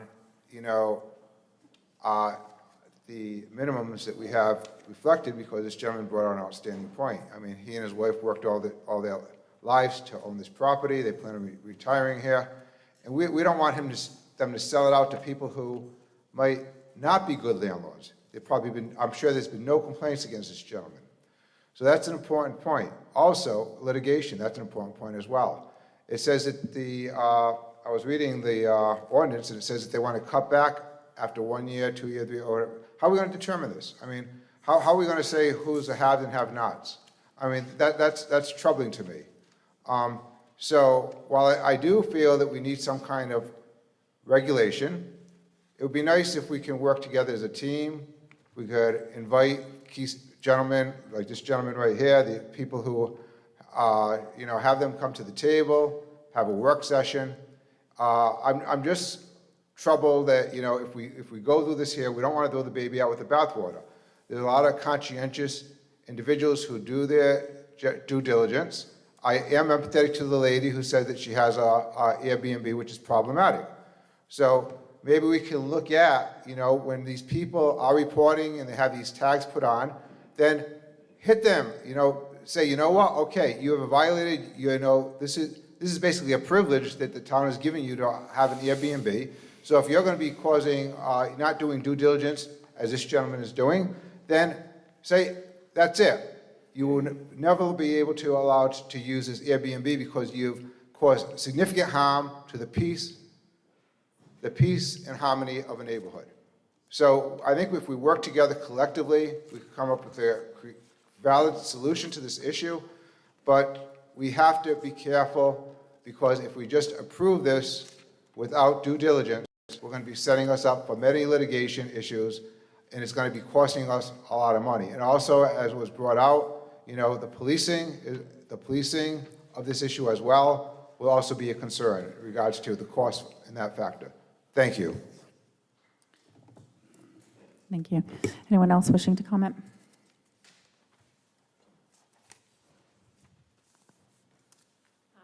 Hi. Pat Kruger, 127 West Bay Drive. I've been a full-time resident in Narragansett for 35 years, and I'm strongly opposed to the short-term rental ordinance as it stands. Specifically, owner-occupied units should be excluded from these restrictions. I did send an email to all of you, but I didn't even get a not in Situate response. I would have liked a response from somebody. And I can read the email, but I'll just stick to my points here. My unit it's a bedroom within my home. I have a 4-bedroom home. I'm widowed, and I have been doing Airbnb. I rent out for just a weekend, few weekends in the summertime. Your ordinances are not going to allow me to be able to do that anymore. The town should not hinder me in for me to stay in my home just by renting a room out for some weekends in the summer. And by the way, I did agree with the previous 3 people that spoke. Thank you. Thank you. Anyone else? think you need to scrap the whole thing and do what Please you should. state your name and address. Michelle Catronio, 267 Fenner Hill Road, Hope Valley, Rhode Island. All right, we built a house in 1999. It's been 25 years. My kids went through school, all the way to high school, graduated. I had college kids around me. We brought in this town. We knew that it was a summer town. We knew that there was college kids. Everything was great. I used to have the college kids over for dinner. They had to give them home cooked meals and stuff. They never bothered us. It was something. Everybody came here for a reason. I came for the good schools, and I came here for the low tax. Okay? So everybody came here, wherever they came. But some people come and they want to change everything. And they're acting like they didn't know that there's students and there's summer rentals. First of all, how much is it even going to cost to do all this? Because the taxes already went up. So, but you know what? The funniest is, we really don't have a voice, and you can be ignorant and ignore us or not answer emails and stuff. But we're the ones that paying the most tax. It's like a slap in the face. And you don't understand why you're upset when you're saying you're running a certain way and you're going to do this, and then you totally turn your back on everybody. I'm sorry, but you guys, you're going to look around. And you know, I'm going to correct something, all right? Steve, I called you out saying that you had another rental, right? You have a rental that you do year-round, right? Am I correct? You have 2 houses. You live at one and you rent one. You said it at one of the meetings. I looked you up.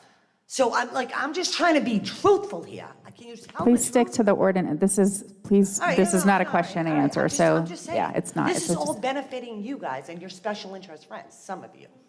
All right? But the thing is, you're hurting this town. You're hurting everybody. These people that are here have been long-term people that have lived here. That poor lady, she just wants to rent it for a few weekends. Look at the economy. Look at everything's up. Look at the elderly, how you're going to hit them. You're just going to keep running people out of town so the elites can come in. You know what? You guys should be ashamed of yourself. That's all I got to say. Thank you. Anyone else? Ms. Sweeney?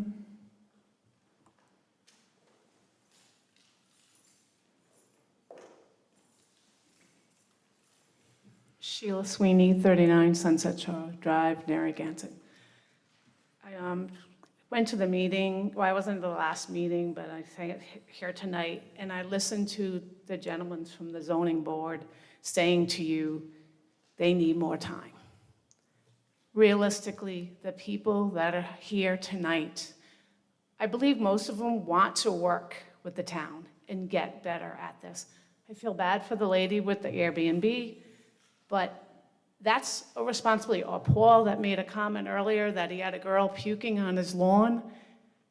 I've rented in this town for years. I have 2 summer rentals that I do. I also have a year-round rental that I do, and I know the situations, but I am a responsible person. My family is responsible. So if anyone had any issues, we would call the house or they would call me. I have my number everywhere.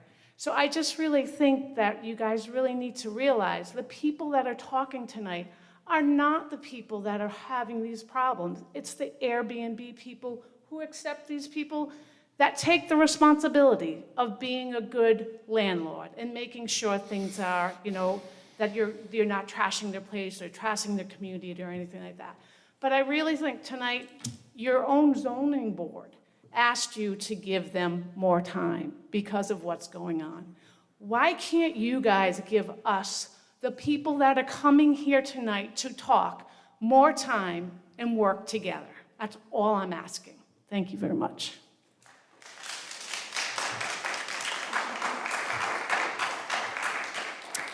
Anyone else from the public wishing to comment? Sure.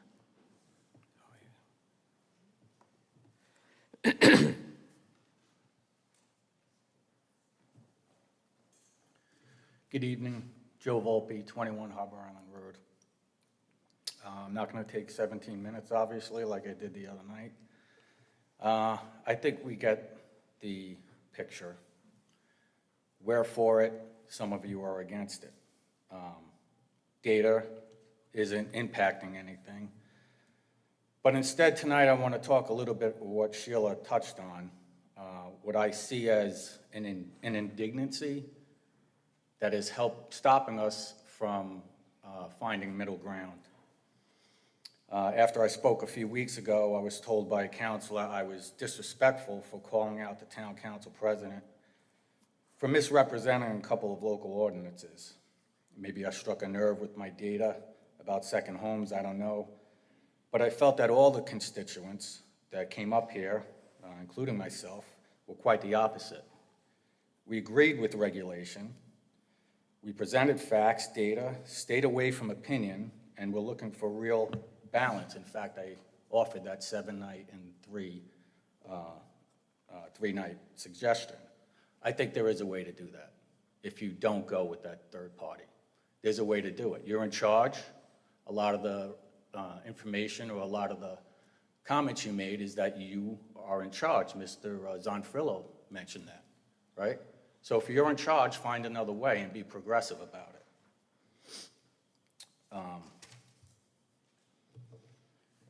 My answer to a lot of the people that spoke was to let you be driven by emotion and let us be driven by fact, right?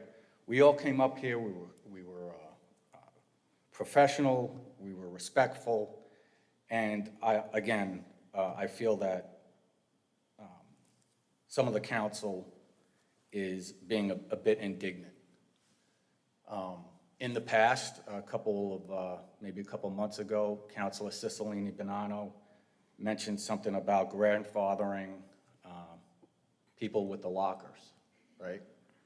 One of our counselors looked at her and said, elections have consequences. People change their mind. To me, if you're speaking to a colleague like that, what are you going to think about us, right? That's a colleague, and it shows a lack of working together. So to echo Sheila's points, we need to get rid of the indignancy and work together. There is a way to do the 7 and 3. You just have to take charge and do it.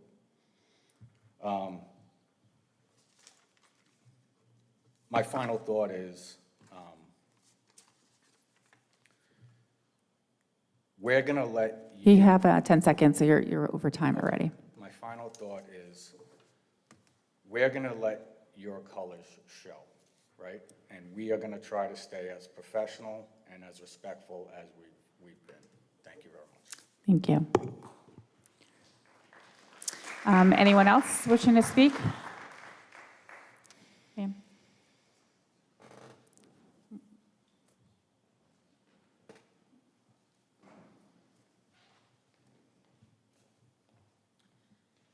Hello, Marnie Cordisco-Corey. I'm at 39 Ottawa Trail.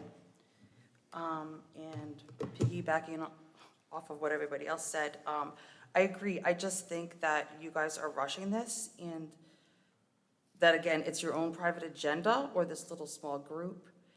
And I don't see why we can't put some of these things on the ballot and let us decide. Okay, yeah. So if you could work with us, yes. And the fact things that, some of the people have pointed out, the facts were wrong. That's what I'm a little weary about, is I just feel like you guys are inflating things. Like you were saying, like most of us make $10,000 a week in the summer, which most of us don't. There is only a small percentage, I would say, that has those really expensive homes that are gonna make that. And I just don't believe that the facts are there, and based on the last meeting and this meeting, I mean, obviously, most of us are against this. There's no set standard as far as who you're gonna give these permits to. And I think grandfathering is something that we should look at for a lot of these things, because most of us bought our homes 68, mine's over 10 years ago, and this is my retirement. I pulled my money out of 403B and 401Ks to buy this. And thank God I did, but if you guys throw all these ordinances on us, I just feel like, again, it's gonna be a waste of time, money, and then in November, if we can get some town people that are from Narragansett and know how it is here, it's just gonna, we're gonna have to undo all of this. I don't see that you guys have the support. I really don't know how you can sit there and do this. And then to find out the president, Madam President's husband is part of this finance committee that is recommending things, I mean, that's definitely, I would think, double standard. What else do I have? Again, I'm not opposed to some of the things. I mean, yeah, rentals, Airbnbs are a pain. I mean, and like I said, I live in the same neighborhood that I also have a rental. And if I don't like it, my thoughts are, I guess I have to save money and buy something that's more secluded. I'm not out here like, oh my gosh, no more rentals and all this stuff. On my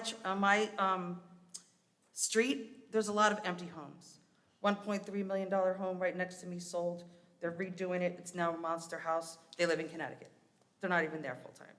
And I mean, it goes on and on. So again, these ordinances are not going to solve our wanting families here year round. And I think that we all do care about this town and love it. Otherwise we wouldn't be here. And people like me aren't going to up and move when we have roots so deep in here. And you guys could easily sell your house and move, and that would be it. I mean, most of us families, we are not going anywhere. So again, just please help to save us money and time that we're spending in this town. Thanks, your time is up. Thanks. Okay, thank you. Mr. Durkin, I think I saw you.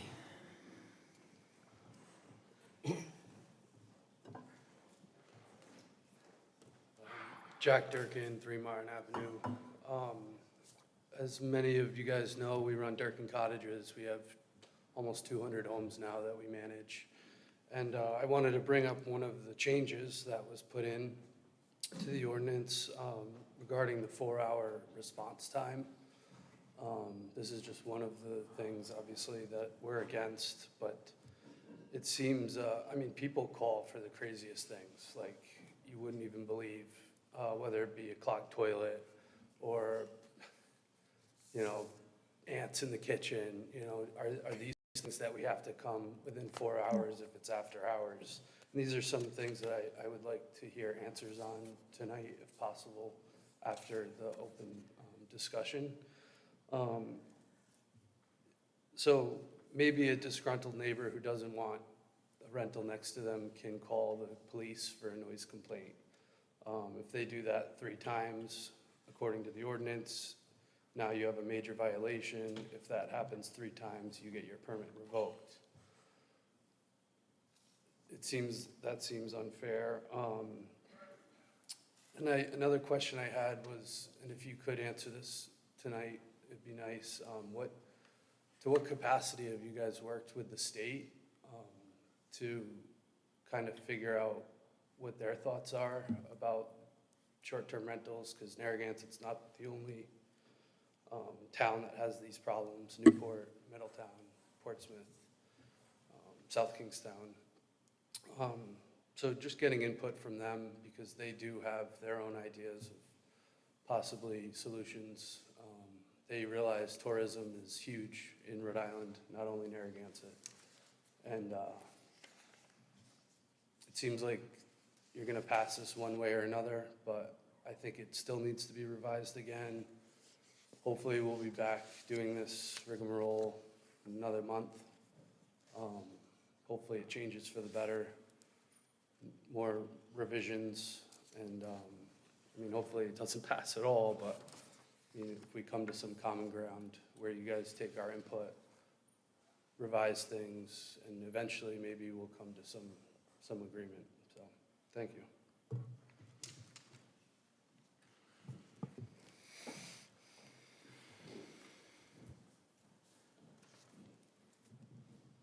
Hi, Dan Lamondola, Richmond, Rhode Island, here about a house here in Narragansett. You know, we talk a lot that there are policy considerations to be discussed here, but there's also practical considerations, and we certainly can disagree on the first part, right? Yes, there's going to be some policy considerations to take into account here. As the gentleman just mentioned, right, there's practical considerations in this text that are just going to be problematic, and they're going to cost. They're going to have a cost to people, right? Section 14549 has operational requirements. We have this local representative role. So upon notification, right, and you have to go, well, notification from whom? Is it notification from the police, or is it notification from the lady on her iPhone, all worked up because somebody's making a little bit of noise, right? Yes, there's legitimate issues, and there isn't, but the question is notification from whom? Some of this is just basic language that should be considered in the drafting of this, which is absent. And so, okay, now it's 4 hours, right? But what does that response entail? Am I now a deputized police power? Because I'm supposed to halt the activity immediately. Is that my obligation to halt that? I mean, do we not have a police service? Is that not the responsibility of why you call, why we have sound ordinances? You break the sound ordinance, you call the police come and do that, right? Why am I being deputized? Is the next expectation that I might have to go and fight the fire there as well? Even though we have a fire department, right? I might have to go fight the fire if the tenant lights a firework and lights the yard up. So that's kind of one of the questions where we just have an example where this is just very poorly constructed. It's hard to understand how this language aligns with the objectives you're putting out. And so to kind of close here, right? In the zoning board conversation on duplexes, right? No discussion on making that time bound, right? Hey, we need to put a quick stopgap in. We need to solve a quick issue. Let's restrict duplexes for a year while we figure out and let the dust settle, right? In this instance, same thing, rush. We think we have some Airbnb problems. Let's write a 4-page ordinance and have the town figure out how to implement it, right? Is that responsible government? Paul comes up here and talks about representative. You're elected, so you said, I'm going to commit time and resources to work with constituents and work with all stakeholders, not just property, not just residents, but property owners, business owners, small businesses, all interested parties that contribute to the economic vitality. You committed to spending time to discuss those and create forums for that. We'd hope that you actually do it. Thank you.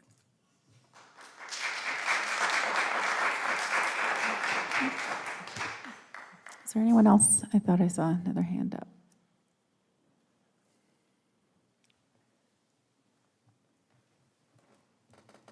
I would like to comment. I've been sitting here this evening listening. Please state your name and Maria residence. Cook, 14 Middlebridge Road. I have been watching you all, and for some reason, dear President Ewa, you spend more time worrying about the time and not looking at the people that are speaking here and paying attention to listening to what they are complaining about. You are more interested in your other work, and you're more interested in watching how much time they spend. And I find that very disrespectful. And I would like you to know that you are all up for re-election, and I hope you don't think you're going to get re-elected, because you are very, very rude. Thank you. Anyone else? Sir?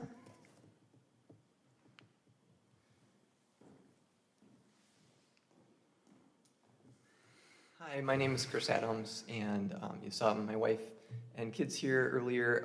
We moved here 5 years ago from Minnesota. I served as a Navy chaplain, and we bought our home. We're at 21 Saybrook Avenue. So we actually have an in-law suite that we've been renting on Airbnb, and we go back to Minnesota. My wife takes the kids for a month or so in the summer, and various times throughout the year, we are able to rent out our place. And I would say like 90 to 95% of the people who rent from us are families. Like, they can't afford actually to rent. Like, it's pretty expensive, $200 or $300 a night. That adds up quick, plus taxes, and they pay extra to Airbnb. Airbnb has like very strict standards of who can get in. Everyone has to pass, like your driver's license and do a background, not a background check, but there's standards, and we rate each other on there. So I would just encourage you, like neighbors, if you've had bad experiences with the owners of Airbnb, like, come talk to us. There must be a way. You can talk to the town. You can get a hold of us. But none of our neighbors have had any complaints. And I've already, because of you know, what you guys legislated or said it was going to come into effect tonight after you, it sounded like, approved it, even though there were like 20 people speaking against it last month and just a few speaking for this.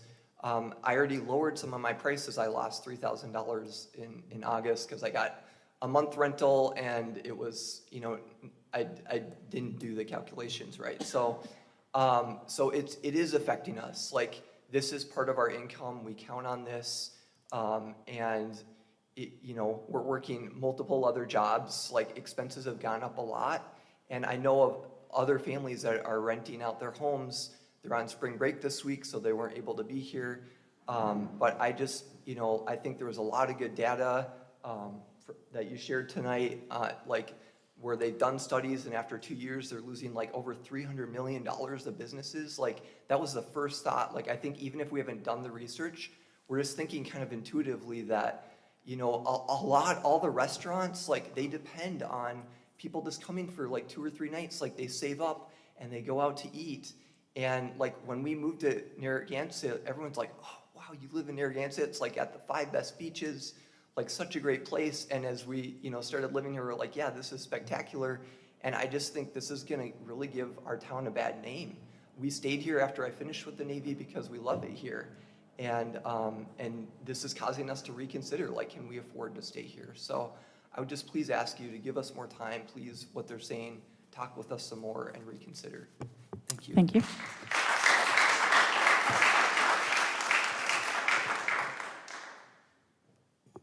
Anyone else wishing to speak? No. Are there any other hands? Thomas? All right, I don't see anyone else wishing to speak. So I'm going to go back to the council for any comments. Who'd like to start? I would. Councilor If Cicely that's Banal? okay. Yeah. First, I want to thank everybody. The last time we had the public hearing, so many of you said some wonderful things, and again tonight. I just want to remind the council that this ordinance that we are taking up, the short-term rental, is an ordinance that we started the last term at the end of October. It was October 2022. So it's fairly new. And so I hear tonight many people saying, take your time, we want to work together, maybe have a workshop. I couldn't agree more. I campaigned, and the number one issue was Airbnbs. And I think I was with Deb most of the time we were walking. People said they want it regulated, and I couldn't agree more. I think we need to do something. But when I look at this, and I'm happy with some of the revisions, I still think there's work to be done. Residential character, what you can have at your house. I mean, I too think it's a little overreaching in some areas. So I think it would be very smart. I'm not running again, so you can't vote for me even if you want to. I think it would be really important for this council to listen to the people in the audience. And they're people that have roots to this town. They've lived here, their families, it's generational. So it's not about the money, like Mr. Zanfrello said. It's not. These people are committed. They take care of their properties. They want to be involved. They want some input, and we should hear that. And so I urge you to listen to them tonight. Take the time we need to get it right. This council is a council that has been full of restrictions, whether it's parking or 3 student or 3 unrelated. So that will be the legacy of this council, the restrictions that they put on this beautiful town. And so I'm urging you to go back to the drawing board, to have the stakeholders that matter to be involved in the conversations, because what I've heard is they haven't been. And although they came up and we took a couple of notes, we didn't go back to the drawing board and do a revision that needed to be done. So I hear you, and I feel very committed to this issue, and I hope this council makes the right decision. We have the president that has a workshop on tonight for the bond. So why can't we have a workshop so the stakeholders can come? So I applaud you. It's a great idea. I'm right behind you with it, and I'll be there.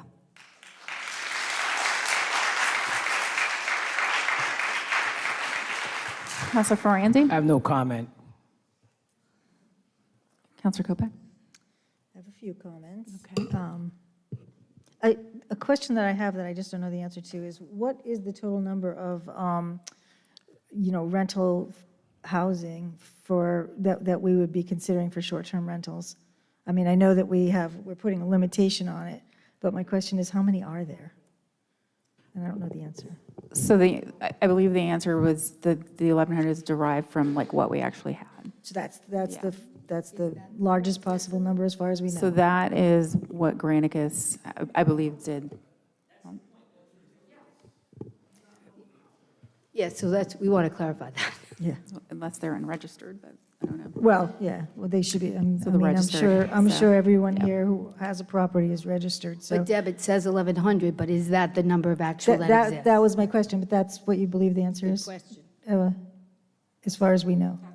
That's how I believe the number was derived. That's the number that's registered. That's the number that's registered, I think is what she means. Folks, you had your chance. Give us, let's just go through this. The report that we had a third-party vendor work on it, and we had, so that they researched all of the information, so it's real data, and that's where the numbers came from. So at this point, anybody who is registered this year would be able to continue to rent their property, correct? I just There's wanna a make sure registration it's- process. Okay, so that's actually kind of good news. I still have a concern. I had a concern the last time around, and I still have a concern about the possibility of a shorter-term rental in the off-season. It seems to me that there are a lot of very responsible people, certainly in this room, who, and I think Mr. Volpe's idea of, three nights, I would think 1 or 2 nights is really just too short. 3 nights, I actually thought 4 would be a better one, but whatever. Because I don't know if there's a way to make that work. I heard what you said earlier, and I hadn't really heard that before, so that was kind of new information. But I think the folks who would come here, with some of these, with a lot of the points that are in this ordinance, some of the folks who come here, I mean, what I hear from people is they come for family holidays, they come because they're parents of students, they come for the parent weekend or ball games or whatever. I think that there's the potential for that to work well in Narragansett in the non-season months, simply also because it supports our small businesses, et cetera. So that's an area that I still think that we should consider. I also want to thank you folks for paying attention to some of the things that I sent in, so I appreciate that. And we did make a couple of changes that made sense to me. The other thing is, a lot of what I hear tonight a lot is, and I've heard it before, and I've heard it in emails, it's sort of like there's 2 different groups of people who are landlords in Narragansett. One group are people who are dedicated to the town, who have worked hard to find a way to purchase property that they can retire to, or that is in their neighborhood or something to that effect. And then there are people who are who took advantage of the possibility of making money, and for commercial purposes. One of the issues I've had all along is that we don't have a methodology to tax commercially for those properties that are strictly for commercial purposes, but I think it'd be very hard to make a distinction between those 2 as well, so that's a problem. But I think it's important that we consider certainly the residents of Narragansett who have property here as well. And I suppose I can't even think of a way that you could possibly make a distinction for people who just want to retire here but are renting for now. So I'm not sure what we could do about that. Another issue that I wanted to bring up was, I wanted to just understand in section 14.549C, the issue, we corrected the issue as far as, people being able to rent and in the same day, have somebody leave and somebody come in the same day. But the next sentence confuses me, and it says, a booking may consist of the short-term rental of 1 or more bedrooms in the dwelling unit. Do we allow that? Can someone rent multiple bedrooms to different people? Does that happen?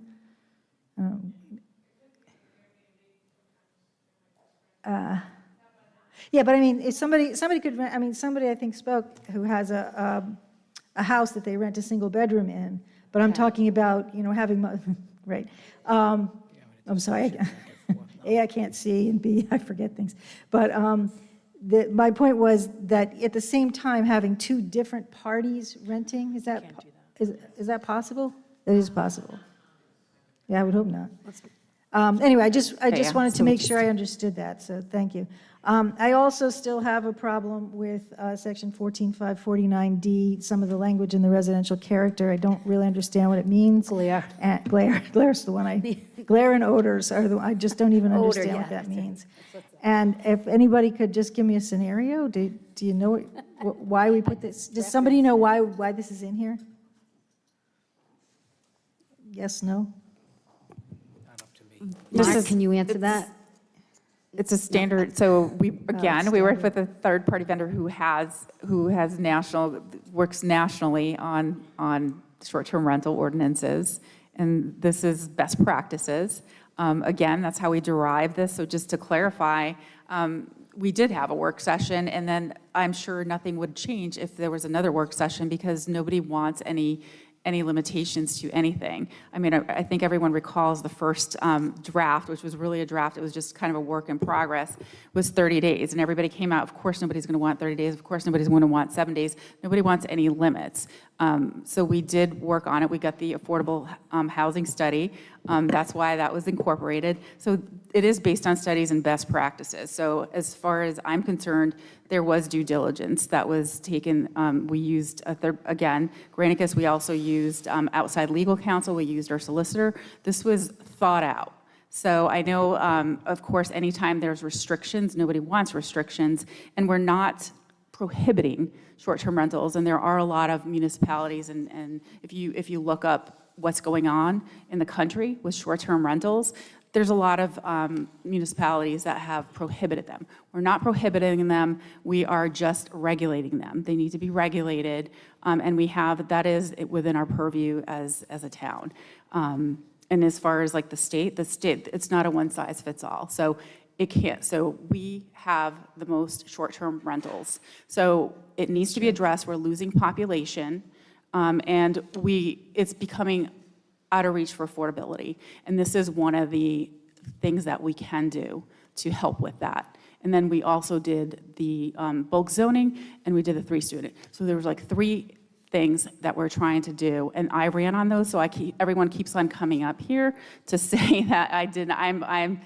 You go back to my my campaign page, like I'm keeping all my campaign promises, and nobody should be surprised of how I vote on these issues, because I have been speaking on this for the last 2 terms. And so that's where I stand, but yeah, so continue. Sorry, there's no back and forth. Councilor Kopech? Councilor Kopech, Mr. Volpe, please you can't finish do that. your comments, please. Okay, so, and I was part of the first attempt that we had to create a short-term rental Last term? Is that what you ordinance, took last that? term, yes. Yeah. And I absolutely agree that, I mean, I think I just want to make this point because I think it's important. You know, what has happened is for over the years, there was no regulation for this process. And the lack of regulation made it possible for people to kind of do what they wanted to do. Some people are significantly more diligent in how they handle things than others. And that is part of the problem that we have here. So the objective of the ordinance is to fix that, is to give, you know, some regulation to this, some rules so that people can follow them, and I think that that's important. I'm absolutely in favor of the 7-day short-term rental process definitely for the summer. I think that's important, and I know that that's not what everybody wants, but I think it makes very good sense. If, you know, I mean, I just do. So I also wanted to just say that I'm not sure what impact this will have on affordable housing. That's one thing. There are a lot of parts to affordable housing, not the least of which is to find ways to help support financially those people who can live in this town because of the cost of housing. The cost of housing is not going to decline anytime soon, regardless of anything that this council does. But the fact of the matter is that, you know, I think what has been attempted is a multi-pronged methodology to get to something, and we're not done yet. I think that's the other point that I'd like to make about that. And I also want to make a comment about the issue of of how we would, somebody made a comment about, I think Mr. Durkin made a comment about, what happens if somebody has a clogged toilet. There are very specific requirements in here regarding, what infractions would be and what the fees would be if they were incurred. The 4 hours is for someone who has been disruptive in a neighborhood, and the owner has to take responsibility for the person to whom he rented his property or her property. So I think that's what that's about, and I think it's better than having no specific, time frame at all. That was something that I actually recommended. I also, the final thing that I wanted to make a point about was this concept of owner-occupied property. I think that there's a huge difference between people who rent some portion of their property and live on that property at the same time, or live next door to that property. I think, the likelihood of problems is close to nothing. And it's very hard to make a kind of distinction like that, but the distinction could be made. And I think that we need to consider doing that for the residents of Narragansett who are owners of rental properties. I just think that's important. I don't think we get a lot of concerns or problems in terms of folks who actually live here in Narragansett. So that's another point. How we do that, how we make it legal, I cannot say. I'm not a lawyer, but I think those things need to be considered in this ordinance. And I think between first reading and second reading, we could make that happen. And I'd like to see that happen. So I think that's everything that I had. Thank you. Thank you. Councilor Lawler. Sure. Well said, Deb. Your last comments I totally agree with. Just a few points here. We have been working on this for a couple of years. And Eva's mentioned that we hired on a national company. It's called Granicus. What Granicus does is it helps towns and municipalities all over the country develop ordinances for short-term rentals. So this was something that was just not done overnight. A lot of thought went into it. And I agree with both my colleagues that as far as regulation, we haven't been regulating this. So obviously, when we start regulating it, people are going to be upset. And I do also agree probably that I'm looking at the landlords out here today who are probably the ones that are most responsible. I agree with Deb.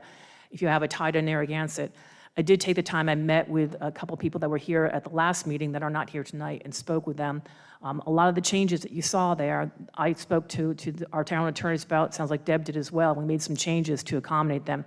The turnover days, not having a lease for every single person there, but just one lease. So we did take the time to be able to incorporate that in. So Granicus helped us with this ordinance. There is going to be more that we'll be doing with Granicus with enforcement or other companies.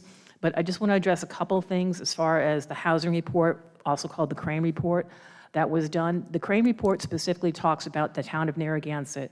For those who don't know, Crane is a company that was actually, we asked them to conduct a study for us.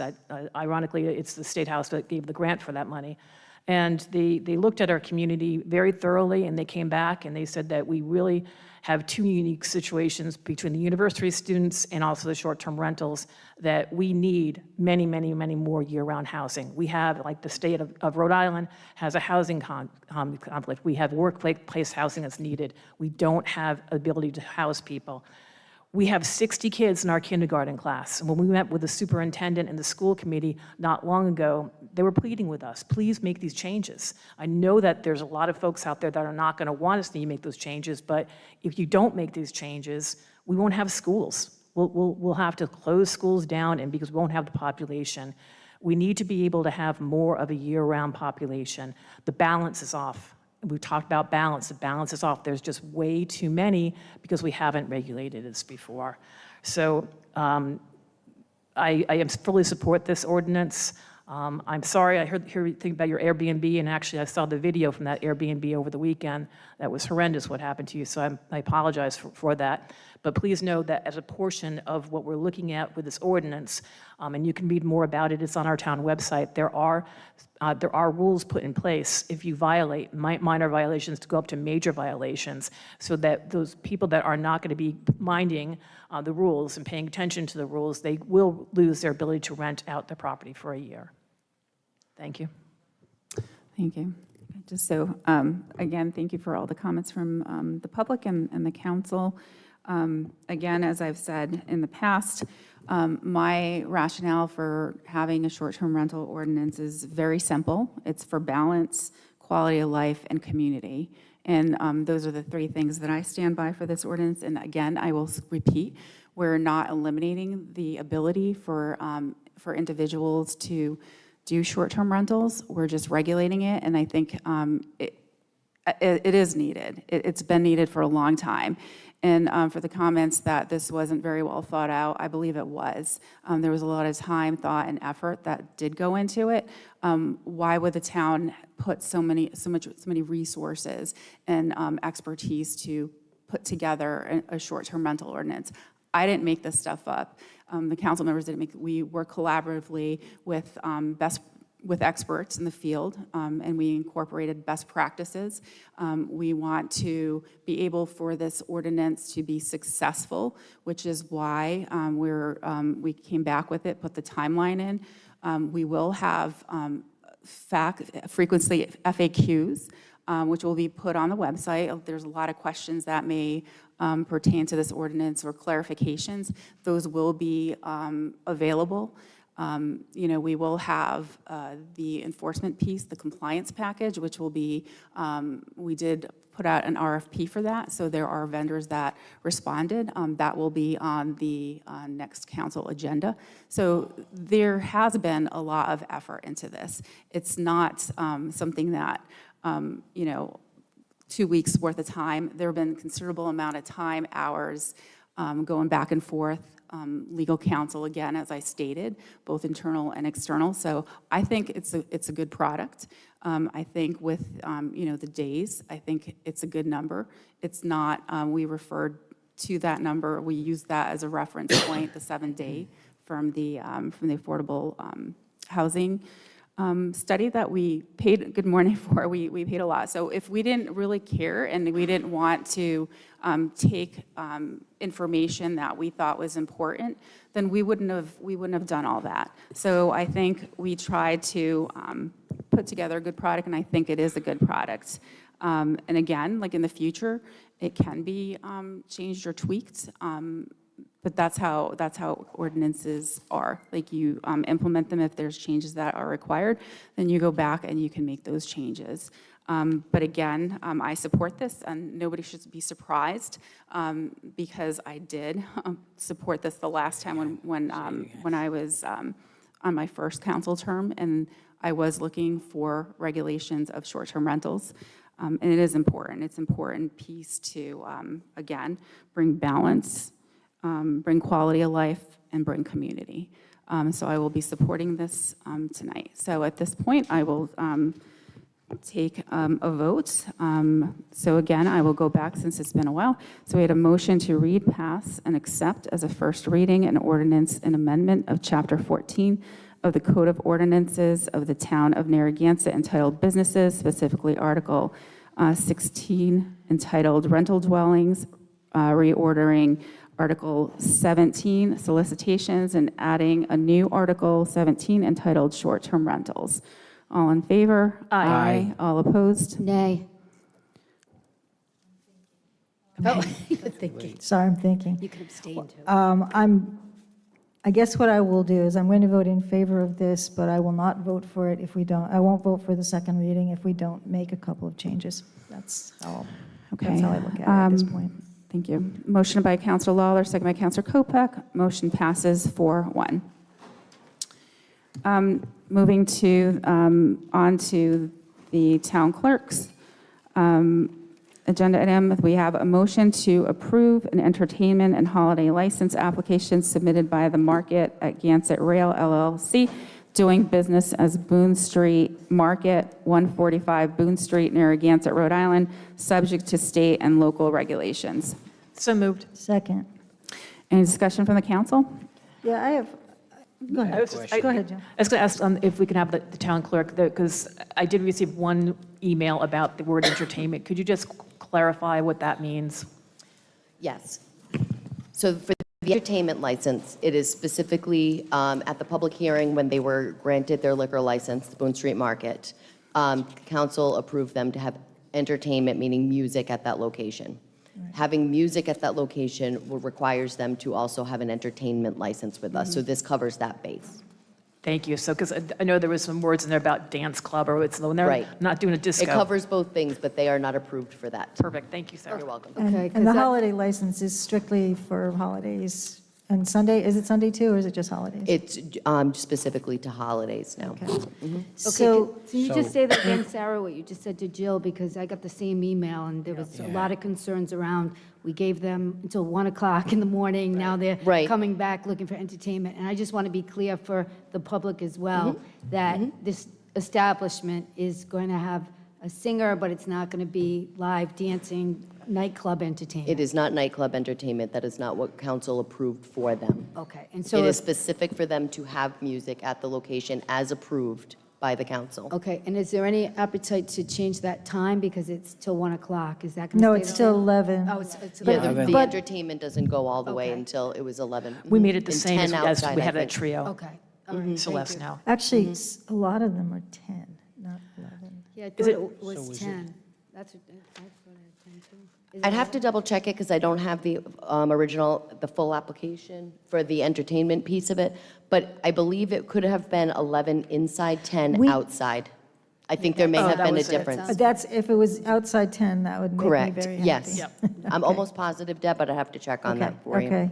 Well, I mean, I'm okay, we can, well, what do you I have do? a- I Can have we a table question. it for one more, for another, next? Yeah, why don't we table this for the next meeting and get the definite answer to that? Because I think 11, I mean, there are residences around, and Right. outside, 11 could be tough especially during the Sound week. carries near the Yeah, water. and Yeah, I think yeah. we should be sure before we move ahead. Can we, is that okay? Because I know we wanted to be consistent to whatever Celeste has, so we just had Okay, to find so out what would that somebody is. like to entertain a motion to continue this just- to the next regularly scheduled meeting? So moved. Second. Could you just provide the, if it's possible, we're going to continue this, the entertainment, what the wording is in the state law, what that entails, so we can kind of look at it? What? With the wording in the law, it's in our ordinance, the entertainment license. Yeah, could we get a copy of that with it? Yep. Okay, thank I you. think it was attached, wasn't it? I don't think that was in there. Yeah, Just the it's in the staff application is report. what I saw. Right, it was in the staff report. Okay, so we have a motion to continue, motion by Councilor Lawler, second by Councilor Kopek, to continue this to the next regularly scheduled meeting. All in favor? Aye. Aye. All opposed? Excuse me, Ms. Masson, do I have to go back to the main motion, or no? Because we just continued, yeah, I didn't think so, okay. Next, we have a motion to approve a victualling license for DMB Innovations LLC, doing business as Daisy's Chicken and Ice Cream, 106 Point Judith Road, Narragansett, Rhode Island, subject to state and local regulations. So moved. Second. Okay, any discussion from the council? Just the weirdest name I've ever heard. Yeah. That's fine. Anyone from the public? All in favor? Aye. Aye. All opposed? Motion by Councilor Lawler, second by Councilor Kopek. Motion passes 5-0. Was that you guys? Congrats. Oh, that's you guys? How did you come up with the name? Deb's dying to know.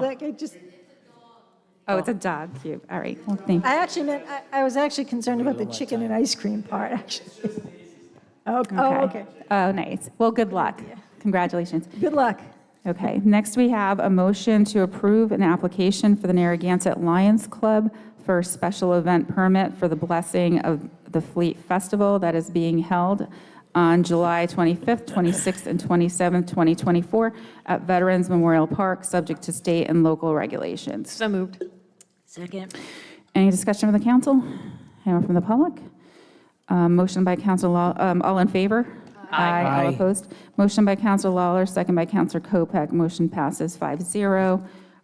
Next, we have a motion to adopt a resolution in support of Governor Daniel J. McKee's Litter-Free Rhode Island campaign. So moved. Second. This is just, let me see, I have the information on this. Okay. This is just a campaign that the governor and his wife are supporting.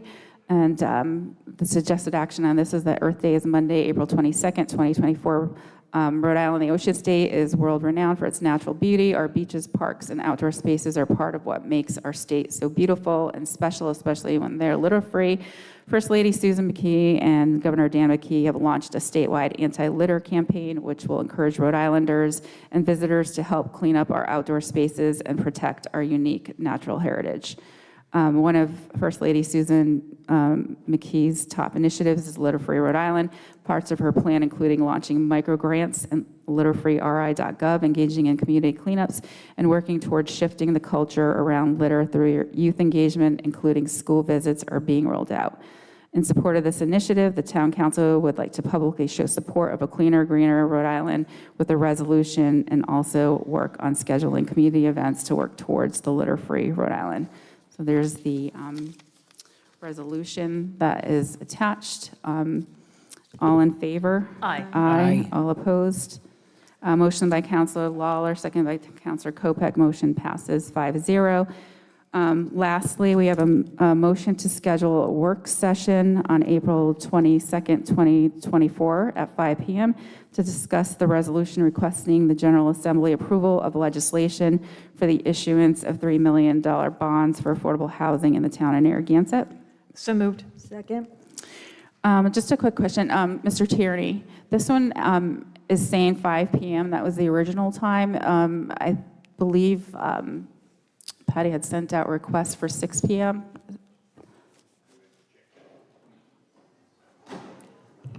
I would have to take a check on my computer Okay. to check that. Can we just change it to 6?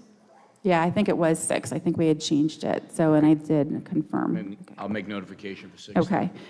Okay. So let's just amend that to 6 p.m. The motion to amend to schedule the So work moved. session. Okay. Second? Okay, and this is all in favor? Aye. Aye. All opposed? Motion by Councilor Lawler, second by Councilor Kopek. Motion passes 5-0. Going back to the main motion as amended. All in favor? Aye. Aye. All Aye. opposed? Motion passes 5-0. And a motion to adjourn. So moved. Second? Okay, all in favor? Aye. Aye. All opposed? Motion by Councilor Lawler, second by Councilor